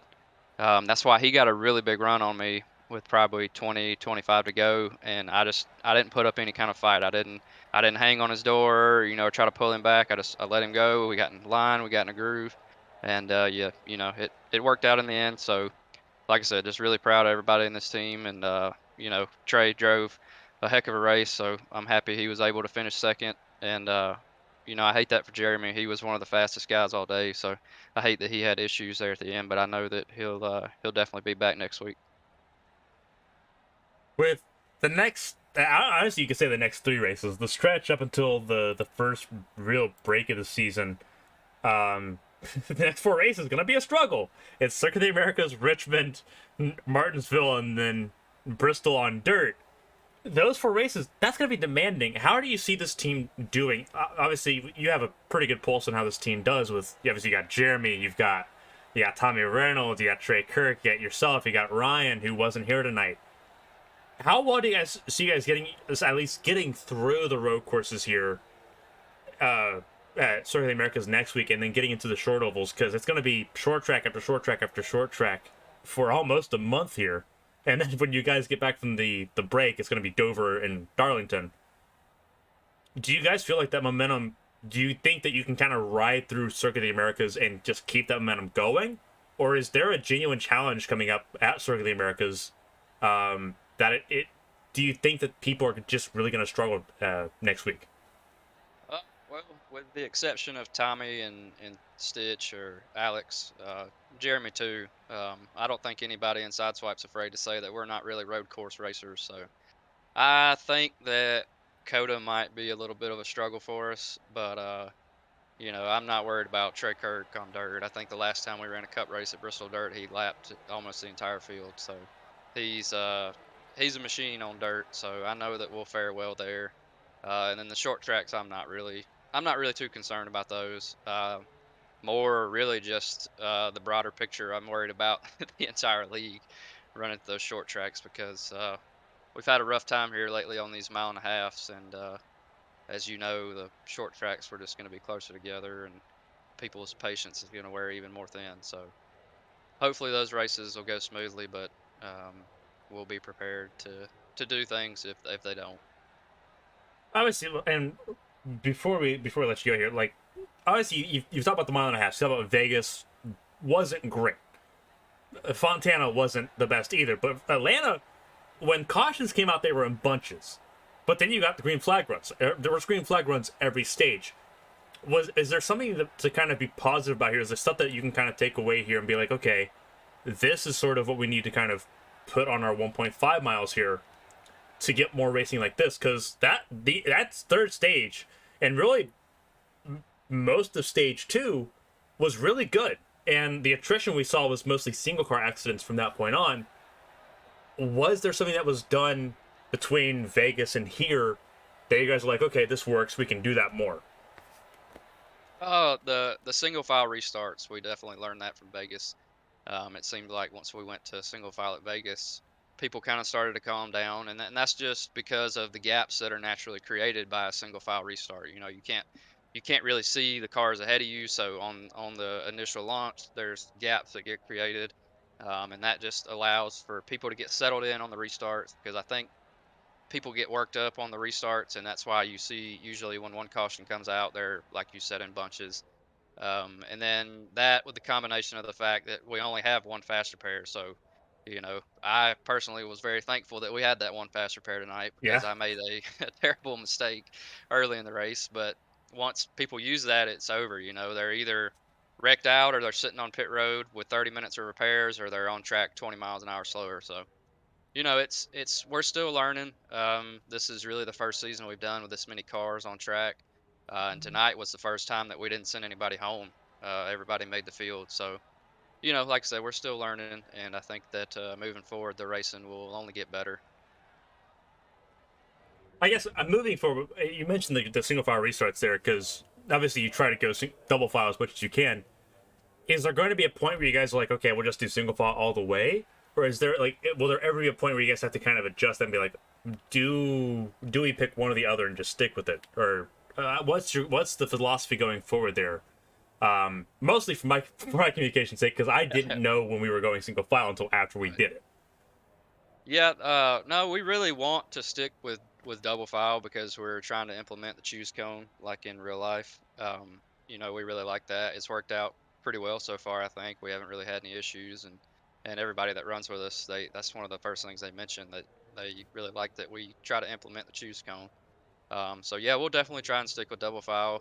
Like I said, um, these short tracks and road courses coming up, none of that should really matter.